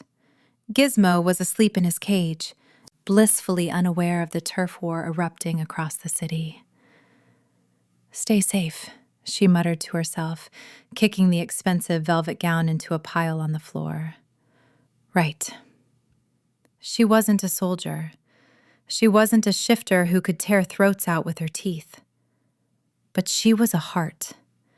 And hearts didn't sit in ivory towers while their partners walked into fires. She ran to the closet. Off went the gown, on went the jumpsuit, the rust-colored one because it had the deepest pockets. She strapped on her utility belt. "Okay, think. What do we need?" She grabbed a tactical flashlight Dom had left on the coffee table. She checked the side pouch of her belt where she kept her break glass in case of emergency tool, a heavy-duty, police-grade taser she had bought after her ex-boyfriend had tried to kick down her door 3 years ago. She checked the charge. Full battery. She grabbed her keys. "Sorry, Gizmo," she called out to the sleeping glider. "Mommy has to go supervise." She didn't take the elevator down to the lobby. Dom would have security there.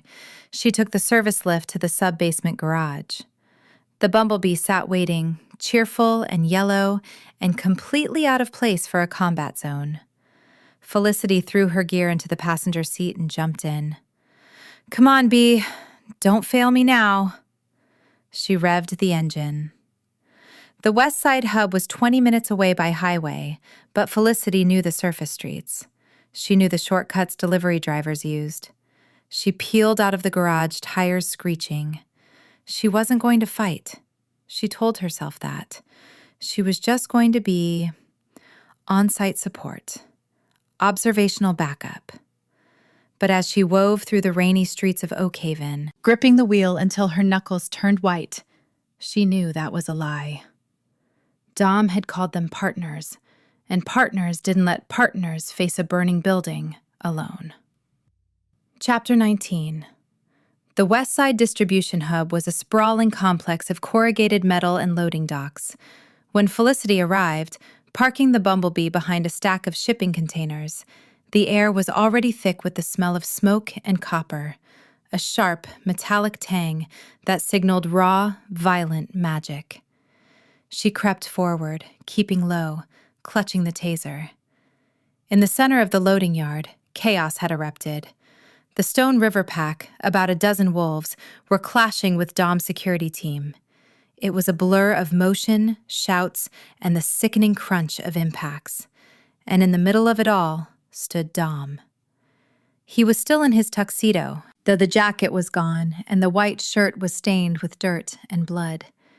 He was fighting 3 men at once, his movements a blur of brutal efficiency. "Give it up, Kincaid!" a voice roared. A massive man with a shaved head and a beard stepped forward. Alpha Rourke. He was holding a flaming torch, gesturing to the open bay doors of the warehouse where crates of electronics were stored. "Sign the territory over, or I light the match!" Dom stopped. He looked at the warehouse. He looked at his men, who were outnumbered. "You want the territory?" Dom asked, his voice strangely calm. He reached up and tore the remains of his shirt open, buttons scattering like hail. "Take it," Dom growled. Then the sound came. It wasn't a magical shimmer. It was the wet, visceral sound of bones snapping and reknitting. Dom's spine arched, his skin rippling as fur erupted from his pores. He fell forward onto his hands, which were already lengthening into massive, clawed paws. The tuxedo trousers didn't stand a chance. They shredded instantly, giving way to the expanding muscle of his hindquarters. In seconds, the man was gone. In his place stood a wolf of monstrous proportions. He was midnight black, easily the size of a pony, with eyes that burned like molten silver. Alpha Rourke dropped the torch. He shifted too, a russet-colored wolf, but he looked small compared to the black beast facing him. Dom roared, a sound that vibrated in Felicity's chest from 50 yards away, and lunged. The two alphas collided in a fury of teeth and claws. It was terrifying. Felicity watched, hand over her mouth, as they rolled across the asphalt. Dom was winning. His sheer power was overwhelming. He pinned Rourke, jaws snapping at the russet wolf's throat. But Felicity saw what Dom didn't. Another Stone River wolf had circled around the back of the fight. He was in human form, holding a heavy iron pipe. He was creeping up behind Dom, raising the weapon to strike the distracted alpha's skull. "No!" Felicity screamed. She broke cover. She sprinted across the wet asphalt, the taser raised. The attacker heard her and turned, snarling. He was huge. She was tiny. "Get back, little girl," he sneered. Felicity didn't stop. She didn't hesitate. She dodged his clumsy swing, dropped to her knees, and slid across the wet ground like a baseball player stealing home. As she slid past him, she jammed the taser into the back of his knee and pulled the trigger. Zap! The man convulsed, his leg giving way instantly. He collapsed with a howl of agony, dropping the pipe. Dom's massive wolf head snapped around at the sound. He saw Felicity standing over the fallen attacker. He saw the taser in her hand. His eyes went wide. Then, they narrowed with a terrifying mixture of relief and absolute fury. Chapter 20. The ride back to the penthouse was silent. Deadly silent. Dom had shifted back behind a shipping container. Felicity had dutifully thrown him a spare pair of coveralls from the Bumblebee's trunk. He hadn't said a word. He had simply handed the cleanup operation to Brick, marched Felicity to his SUV, leaving the Bumblebee to be retrieved later, and driven them home. Now they stood in the living room of the penthouse. The gas fire was still flickering, a stark contrast to the cold rage radiating from Dom.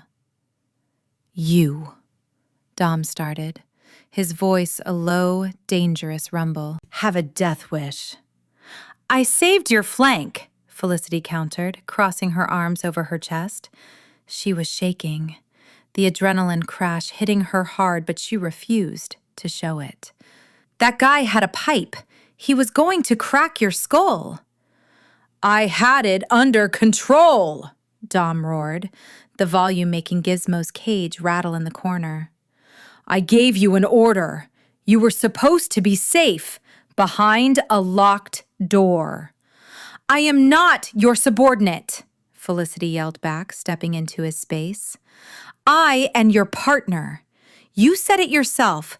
Partners don't hide while the other one gets beaten to a pulp." "You could have died." Dom grabbed her shoulders. His grip was tight, desperate. "Do you understand? If he had hit you, if Rourke had seen you—" His voice cracked. The anger shattered, revealing the raw, terrifying fear underneath. "I can't lose you, Felicity. I just found you. I can't survive losing you." Felicity looked up at him. She saw the dirt on his face, the wildness in his eyes, the sheer desperation of a man who had spent his life alone and was now terrified of the vulnerability that came with love. "You're not going to lose me," she whispered, reaching up to cup his face. Her hands were small against his jaw. "But you have to let me stand with you, not behind you." Dom stared at her. He looked at her lips. He looked at the fierce fire in her eyes. "You are so stubborn," he groaned. "And you are so bossy," she whispered. Dom didn't wait. He crashed his mouth down onto hers. It wasn't a gentle kiss. It was a collision. It was fear and relief and possession all tangled together. He kissed her like he was trying to breathe her in, his hands tangling in her hair, pulling her closer until there was no air left between them. Felicity wrapped her arms around his neck, kissing him back with equal fervor. She tasted the smoke on his skin, the cedar wood, the salt of his sweat. It was overwhelming. It was messy. It was perfect. Dom walked her backward until her legs hit the back of the sofa. He lifted her effortlessly, setting her on the cushions without breaking the kiss, his body shielding her from the rest of the world. "Mine," he growled against her lips. "You are mine, Felicity Hart. And if you ever run into a fight like that again, I will lock you in this tower and throw away the key." "Try it," she panted, pulling him back down to her. "I know how to pick locks." Chapter 21. The kiss deepened, shifting from a desperate collision into something slow, deliberate, and consuming. Dom's hands, still rough with the grit of the warehouse floor, moved from Felicity's hair to cup her face, his thumbs tracing the line of her cheekbones as if he were memorizing them by touch. "I tried to fight this," Dom murmured against her mouth, his voice a low vibration that she felt in her chest. "From the moment I smelled basil in my bedroom, I tried to talk myself out of it. I told myself I was too busy, too dangerous, too broken." "You're not broken, Dom," Felicity whispered, her hands resting on the heavy cotton of his borrowed coveralls. "You're just unorganized, and I'm very good at sorting things out." Dom let out a short, breathless laugh, resting his forehead against hers. Odd who would look at a lethal alpha wolf and think, he needs a filing system. "Everyone needs a system," she countered softly. He pulled back slightly, his gray eyes searching hers. The golden flecks in her irises were swirling, a physical sign that her wolf was just as enamored as his. The bond between them, which had been a taut wire of tension for days, suddenly slackened, wrapping around them like a warm blanket. It felt like coming home after a long, cold journey. It felt like finding a missing rib that she hadn't realized was gone until the ache stopped. Dom stood up, scooping her into his arms as easily as he had lifted the mattress days ago. Felicity wrapped her legs around his waist, burying her face in the crook of his neck, inhaling the scent of cedarwood and rain. He carried her to the master bedroom. The room was dark, save for the city lights filtering through the rain-streaked windows. He set her down gently on the edge of the bed, the same bed she had hidden under only 3 days ago. "No hiding tonight," Dom said, his voice rough with emotion. "No hiding," Felicity agreed. She reached for the zipper of his coveralls. His hands went to the zipper of her jumpsuit. There was no hesitation, only a mutual, burning need to remove the barriers between them. When skin finally touched skin, it was electric. The heat radiating from him was immense, a furnace that chased away the lingering chill of the storm and the fear of the fight. They moved together with a rhythm that felt ancient and instinctive. There were no awkward fumbles, only a profound sense of recognition. As Dom claimed her, not with force, but with a reverence that made her breath hitch, Felicity realized that this wasn't just about chemistry or biology. It was about trust.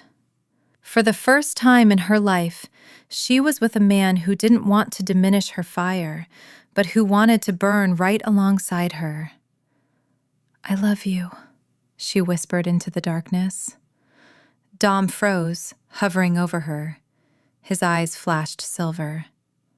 "Say it again." "I love you, Dominic Kincaid." He kissed her then, a kiss that sealed the promise in her blood.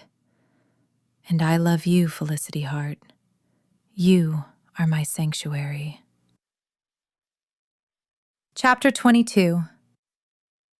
The sun was blinding when Felicity opened her eyes. She blinked, shielding her face with a hand, and realized 2 things immediately.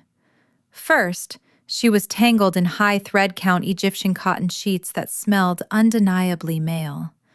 Second, there was a faint, rhythmic scratching sensation near her ankles. She peered over the duvet. Dom was asleep on his stomach, taking up 3/4 of the massive bed, one arm thrown over her waist.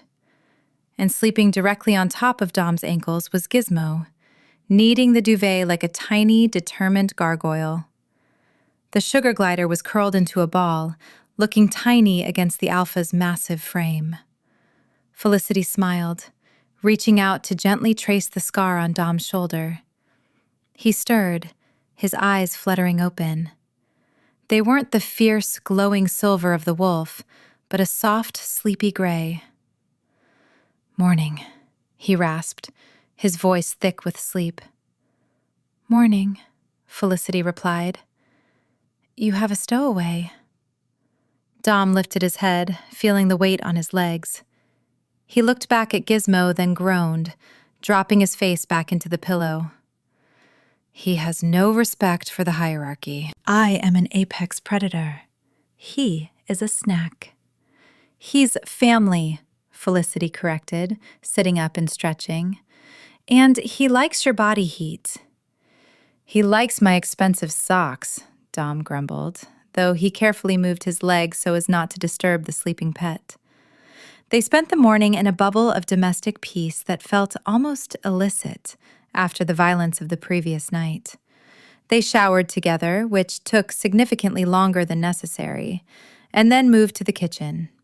Dom made coffee, strong, black, while Felicity made pancakes, blueberry, organized by size on the plate. We need to get the car, Felicity said, pouring syrup. Poor Bumblebee is all alone at the warehouse. I hope she didn't get scratched by any flying debris during the fight. Brick is handling it, Dom said, leaning against the counter, looking impossibly good in sweatpants and a t-shirt. He texted me. He's driving it back this morning. Apparently, he had to adjust the seat all the way back just to get his left leg in. Felicity laughed. I should charge him a rental fee. Speaking of fees, Dom said, his expression turning serious. He walked over to the hallway wall where the HVAC vent cover was still propped precariously against the baseboard. I owe you a repair. He crouched down, picking up a screwdriver from the toolbox he'd left there the night before. I can't have my mate falling into the ventilation system. It's bad for business. I didn't fall in, Gizmo did, Felicity corrected, leaning against the wall to watch him work. There was something deeply attractive about a billionaire CEO fixing a vent with his own hands. Same thing, Dom muttered, deftly securing the screws. You two come as a set. High maintenance, prone to trouble, and prone to stealing my heart. He tightened the last screw and stood up, dusting off his hands. Done. Secure. No more rodent adventures. Marsupial, Felicity corrected automatically. Whatever. Dom grinned, pulling her into a hug. It's fixed. Now how about we go organize the pantry? I think I put the cereal in the wrong bin. You did what? Felicity gasped, pulling away in mock horror. Kincaid! We talked about the grain-to-legume separation protocols. Dom laughed, the sound echoing through the penthouse. For a few precious hours, the world outside didn't exist. There was no Stone River pack, no politics, no threats. Just pancakes, a repaired vent, and a happiness that felt too good to be true. Chapter 23. The bubble burst at 2 p.m. Felicity was in the living room, happily labeling the remote controls, TV, soundbar, fireplace, when the private elevator chimed. She expected Brick with her car keys. Instead, the doors opened to reveal Brick, 3 pack elders, and the head of Kincaid's legal department, a sharp-faced woman named Veronica. The air in the room changed instantly. It went from warm and cozy to frigid and sharp. Dom, Brick said. His voice was heavy, lacking its usual warmth. He wouldn't look at Felicity. Dom walked out of his study, sensing the shift. He saw the grim faces of the elders and stepped in front of Felicity instinctively. What happened? Dom demanded. Is it Stone River again? In a way, Veronica said, stepping forward. She held a tablet, her knuckles white. Alpha, we have a catastrophic data breach. The shipping routes for the Iron Will and the Midnight Star cargo ships were leaked to the Stone River Pack this morning. They intercepted the shipments an hour ago. We lost $40 million in inventory. Dom frowned. That's impossible. Those routes are on the encrypted server. Only I have access. And anyone with physical access to your personal devices, one of the elders, a gray-haired wolf named Elias, said sharply. He looked at Felicity with open hostility. "Watch your tone, Elias," Dom growled, the vibration shaking the floorboards. "If you have an accusation, make it." "We swept the perimeter after the breach was detected," Brick said, his voice miserable. "We checked everything. The servers, the phones, and the vehicles." Brick pulled a clear evidence bag from his pocket. Inside was a small black USB drive. "We found this magnetically fused to the frame just inside the exterior air intake of the Mini Cooper," Brick said quietly. "It's a signal cloner. Once it was positioned to bridge the gap to the internal wireless sensor, it intercepted the handshake signal your phone broadcasts. It grabbed the data packets just because you were sitting in the passenger seat during your date the other night." Felicity's stomach dropped. "What? That's crazy. I don't even know what a signal cloner is." "The car was at the West Side hub all night," Dom said, his voice steady though his eyes were storm dark. "Unsupervised. Anyone could have planted it."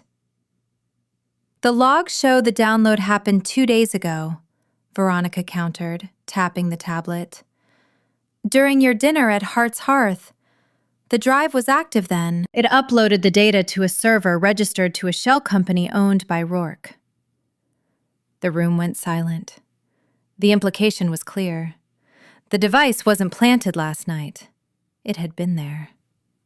Using Felicity's car to steal Dom's secrets while they were eating pot roast.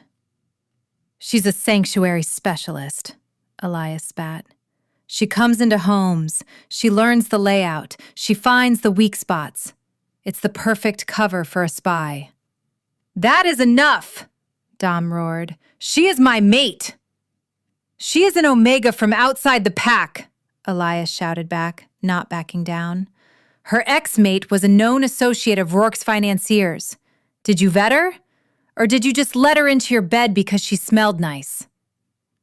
Felicity felt the blood drain from her face. Gareth. Of course. Gareth had connections to everyone shady. If they dug into her past, it looked damning. "I didn't do this," Felicity whispered.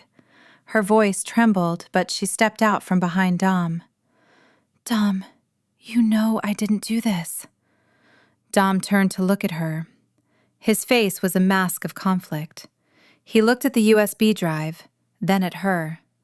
He remembered her handling Gareth. He remembered her saving him at the warehouse. "I know," Dom said firmly. He turned back to the elders. "This is a setup. Rourke planted it to frame her." "Prove it," Veronica said coldly. "Until you can prove it, protocol dictates she be detained. She is a security risk, Alpha. You know the laws." Chapter 24. The word detained hung in the air like a guillotine blade. "No one touches her," Dom said. His voice was low, terrifyingly calm. "If anyone takes a step toward her, I will view it as a challenge for the Alpha title." Brick flinched. The elders took a collective step back. A challenge for the title meant a fight to the death. Dom was threatening to kill his own council members to protect her. "Dom, stop," Felicity said, grabbing his arm. His muscles were rock hard, vibrating with tension. "Don't tear your pack apart for me." "I am not tearing it apart," Dom said, not looking at her, his eyes fixed on Elias. "They are." "Alpha," Elias said, his voice shaking but resolute. "If you choose her over the safety of the pack, you are unfit to lead. We will call a vote of no confidence. The stocks are plummeting, the inventory is gone, and the spy is in your penthouse." Dom bared his teeth. "Let them vote. I built this pack. I built this company." "And she is destroying it." Elias pointed a shaking finger at Felicity. "Look at the facts." She appears out of nowhere, just as the merger happens. She isolates you. She gets access to your private files. It is textbook. Felicity looked at Dom. She saw the exhaustion in his eyes. She saw the way Brick was looking at his shoes, torn between loyalty to his alpha and the damning evidence. She realized then that the truth didn't matter. Not right now. As long as she was here, standing by his side, she was an anchor dragging him down. Rourke didn't just want to steal cargo. He wanted to break Dom. He wanted to strip him of his pack, his title, and his reputation. And Felicity was the weapon he was using to do it. If she stayed, Dom would fight for her. He would fight the elders, the shareholders, the world. And he might lose everything he had built. She couldn't let him do that. She organized chaos. She didn't create it. "I'll go," Felicity said. Dom spun around. "What?" "I'll leave," Felicity said, her voice gaining strength. She looked at Veronica.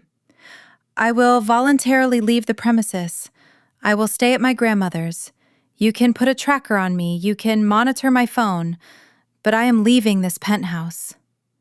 "You are not going anywhere," Dom ordered. "You stay here."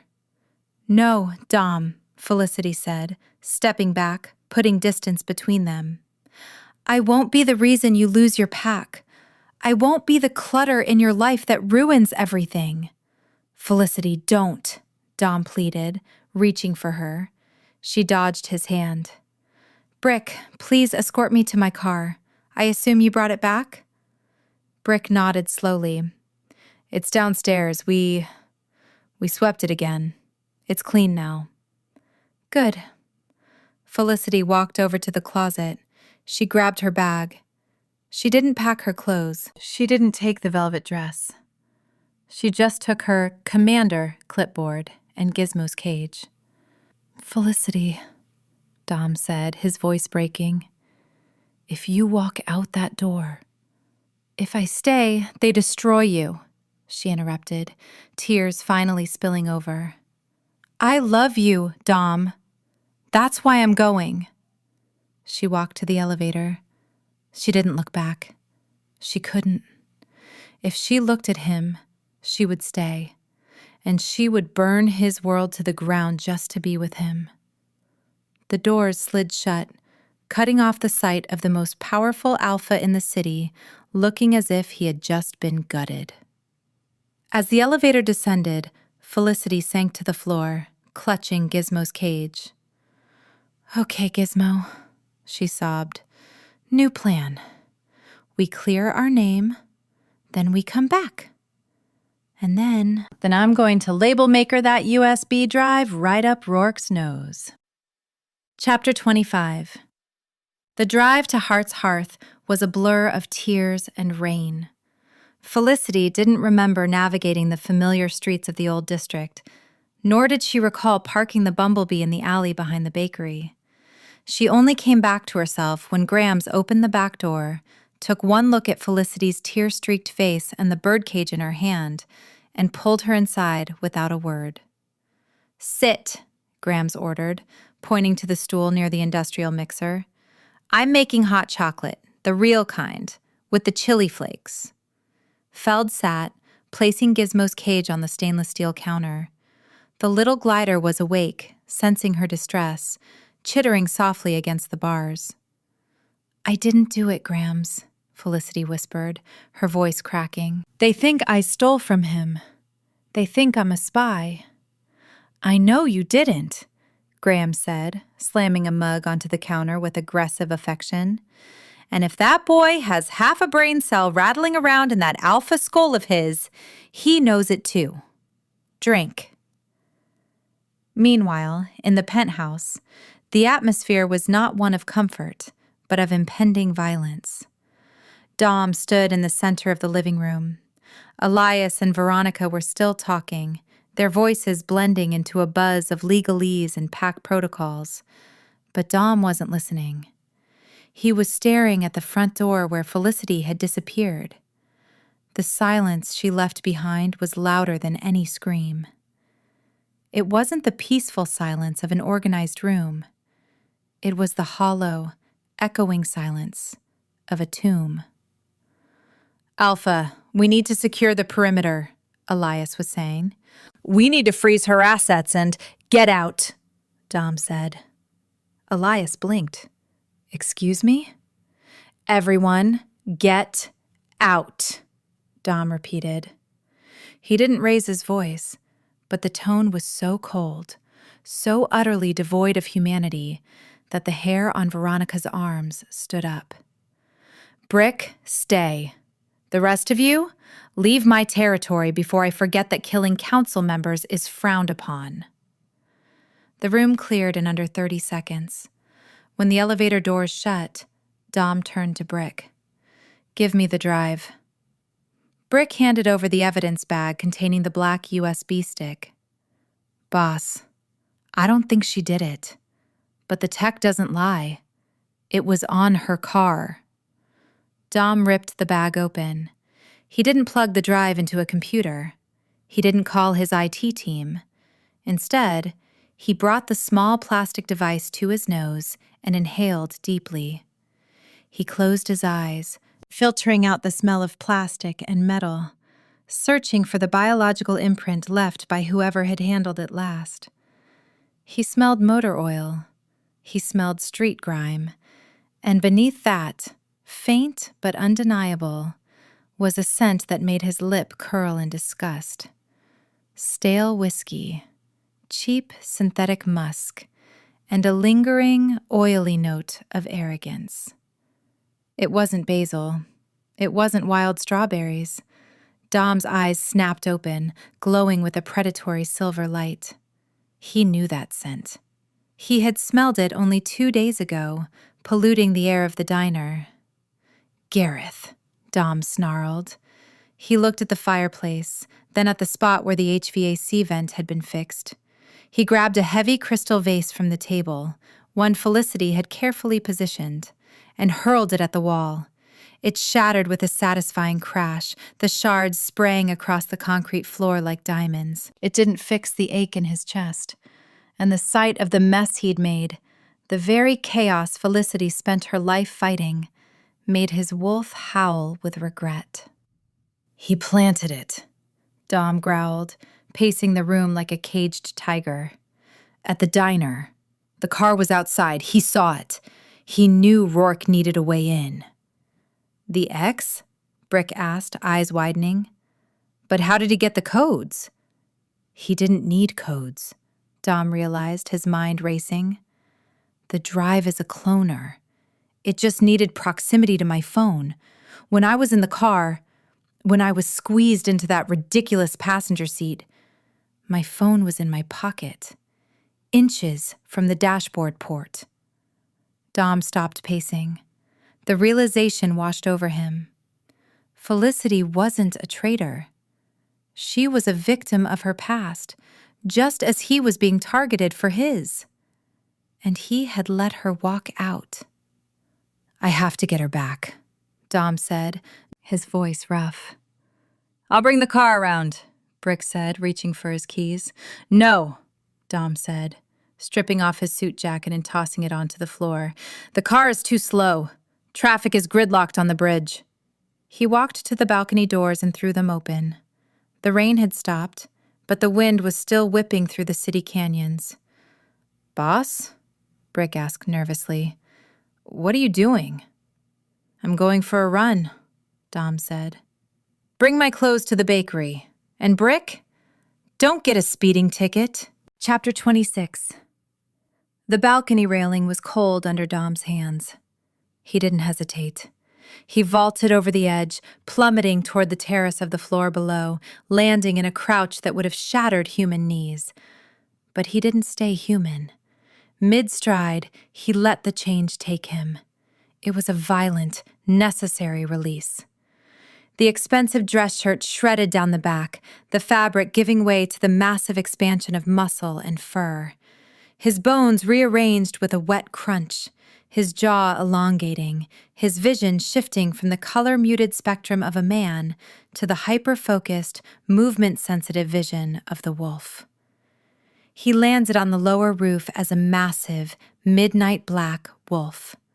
He didn't pause to howl. He didn't pause to think. He ran.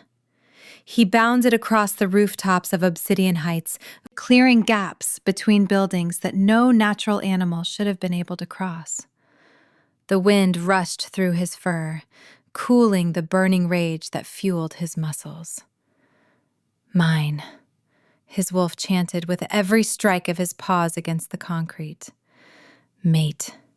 Safe. Mine. He reached the edge of the business district and had to descend. He used the fire escape of an old tenement building, scrambling down the metal stairs with a clatter that sent stray cats scattering. He hit the pavement of the alley and took off again, a shadow moving faster than the city traffic. Pedestrians on the main avenue screamed and pointed as a wolf the size of a pony tore past the intersection, dodging a taxi and leaping over a hot dog cart. Dom ignored them. He had a scent to track, not the stale whiskey of his enemy, but the sweet, grounding scent of basil and strawberries. He followed the thread of her scent through the winding streets of the old district.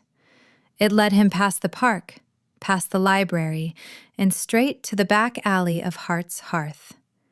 He skidded to a halt on the wet cobblestones, his chest heaving.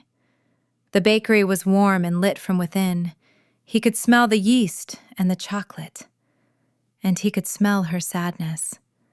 It was a sharp, acrid tang that cut through the sweetness of the air. A black SUV screeched to a halt at the mouth of the alley. Brick jumped out, looking pale and clutching a bundle of fabric and a small, heavy object on top. "Boss!" Brick hissed, looking around to make sure no civilians were watching. "You made excellent time. You also made the evening news. Here, clothes, and I grabbed the package from your safe. I figured you were coming here to fix this permanently." Dom ignored the commentary, snatching the bundle. He stepped behind a large dumpster to shield himself from the streetlights. The shift back was always harder, slower. It hurt more. But he forced his body to return to its bipedal form, gritting his teeth against the pain of his bones snapping back into alignment. He emerged a moment later, breathless and sweating, hastily buttoning a pair of jeans and a gray t-shirt that Brick had brought. He didn't bother with shoes. "Stay here," Dom commanded. He walked to the back door of the bakery. He didn't knock. He tried the handle. Locked.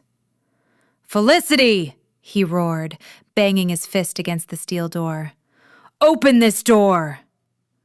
Inside, Felicity jumped, nearly spilling her hot chocolate.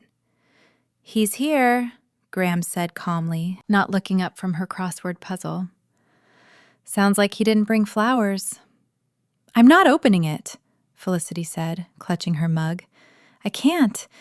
If I see him, I'll cry again, and I am dehydrated enough." "Open the door, Flick." Dom's voice came through the metal, muffled but desperate. "Please. I know it was Gareth. I know everything." Flick froze. She looked at the door. "He knows?" "Open it," Grams advised, taking a sip of her tea. "Before he breaks it down. That door cost me $300 in 1998. Flick slid off the stool. Her hands were shaking. She walked to the door and unlocked the deadbolt. She opened it. Dom stood there, barefoot on the wet pavement, his hair wild, his chest heaving. He looked like a man who had run through fire. "You ran," she whispered, looking at his bare feet. "I couldn't wait for the car," Dom panted. He stepped inside, closing the door behind him and locking out the world. It was Gareth, the signal cloner. He planted it at the diner. You believe me?" "I never doubted you," Dom said fiercely. "I doubted the evidence. I doubted the situation. but I never doubted you." He fell to his knees on the bakery floor, right there in front of the industrial mixer and the flour bins. The great alpha Dominic Kincaid on his knees in the flour dust. "I should have fought harder in that room," Dom said, looking up at her. "I shouldn't have let you walk out. I thought I was protecting you from the council, but I was just hurting you." Feld looked down at him. The anger she wanted to feel melted away, leaving only relief. "Get up, Dom," she said softly. "You're getting flour on your knees." "Not until you agree to come back," Dom said stubbornly. "And not until I give you this." Chapter 27. Dom reached into the pocket of his jeans and pulled out a small velvet box. Feld's breath hitched. "Dom, if that is a ring, we have been dating for 4 days. That is highly inefficient." Dom let out a short, wet laugh. "It's not a ring. Not yet." He opened the box. Inside wasn't a diamond. It was a tiny, intricately crafted leather collar. It was made of soft, midnight black leather with silver stitching, the colors of the Iron Ridge pack.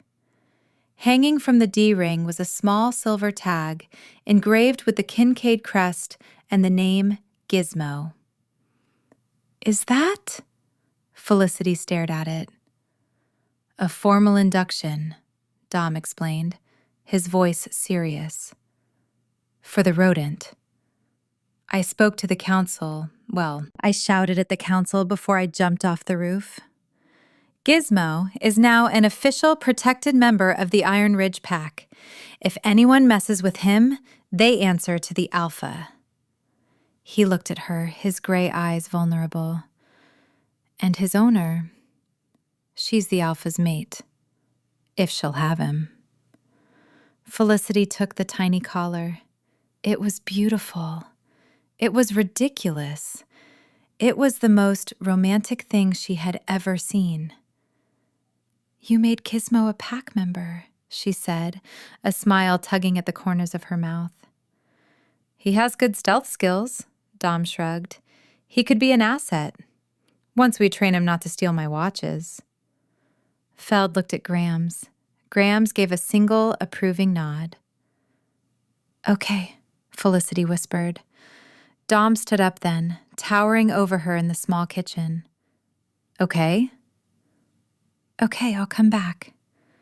But I have conditions." Dom smiled, and it was a blinding, genuine expression that transformed his face.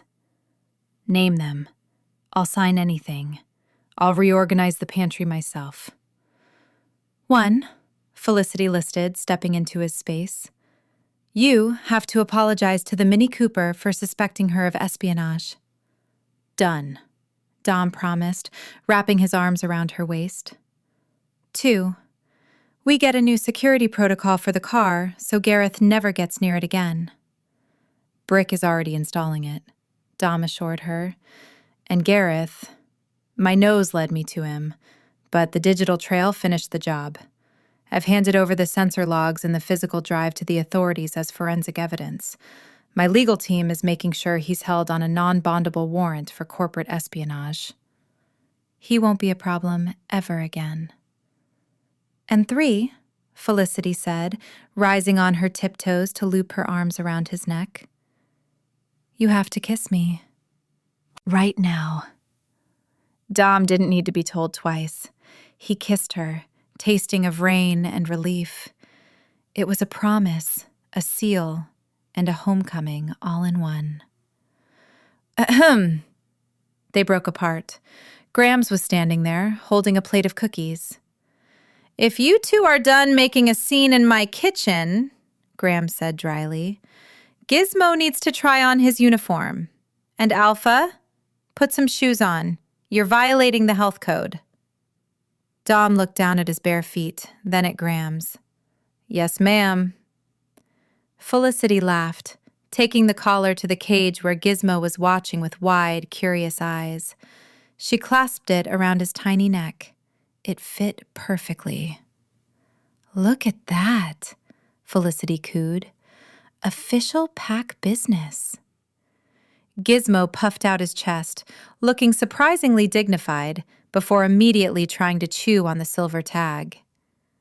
"He'll learn," Dom said, wrapping an arm around Felicity's shoulders. "We have time." Chapter 28. 6 months later.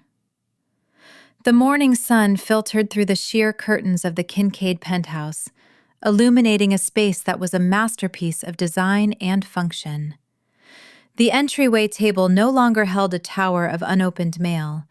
Instead, it featured a sleek, labeled sorting system: bills, personal, pack, business. Framed on the wall above it, inside a small shadow box, sat the black USB drive Gareth had used.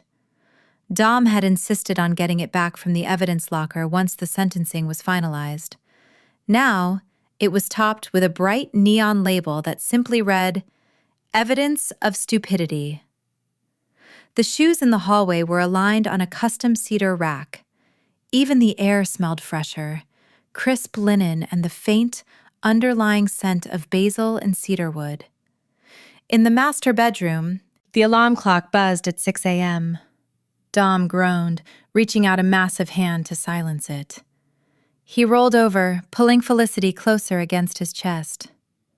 5 more minutes, he mumbled into her hair. "Can't," Felicity murmured, though she made no move to get up. "I have a consultation with the Alpha of the Stone River Pack at 9. Part of the mandatory transparency agreement in the peace treaty involves me auditing his records while I organize his disaster of an office. Apparently, Rourke realized he can't beat you, so he's trying to copy your efficiency." "You are not organizing Rourke's office." Dom growled sleepily, nipping at her shoulder. "He's an enemy." "He's a client," Felicity corrected, "and we signed the peace treaty. Besides, his filing system is tragic. It offends me on a spiritual level." Dom chuckled, the sound vibrating against her back. "You're dangerous, you know that? You're going to conquer the entire shifter world with color-coded folders." "It's a valid strategy." A soft thump sounded on the bed. Gizmo, wearing his worn but beloved leather pack collar, hopped onto Dom's pillow. He chattered loudly, demanding breakfast. "Your son is awake," Dom noted. "He's a high-ranking pack member now," Felicity countered. "That makes him your responsibility. Alpha duties." Dom sighed, but he was smiling. He sat up, the sheet falling to his waist, revealing the silver band on his finger that matched hers, and the tattoo he had gotten last month. A small, stylized compass on his ribs, pointing true north, toward her. He looked down at the bed frame. He paused, a smirk playing on his lips. "What?" Felicity asked, propping herself up on one elbow. "I was just thinking," Dom said, leaning down to kiss her forehead. "I'm really glad I looked under here." Felicity laughed, swatting his arm. "You didn't look. You treated a 200-pound slab of memory foam like a discarded newspaper." "Details," Dom dismissed, standing up and grabbing Gizmo, who immediately tried to climb his arm. "Come on, Menace. Let's get you a yogurt drop before you steal my cufflinks again." Feld watched them go, the terrifying Alpha King and the tiny sugar glider, walking out of the bedroom and into their perfectly organized, chaotic, wonderful life. She lay back against the pillows, listening to them bicker in the kitchen. She took a deep breath. Everything was in its place. The end. Quick favor, don't scroll away just yet. If you thought Felicity was brave for playing hide-and-seek with a naked alpha, wait until you meet the heroine in this next story on your screen. You have to hear how this disaster unfolds. Click the video right now. It is absolutely unhinged.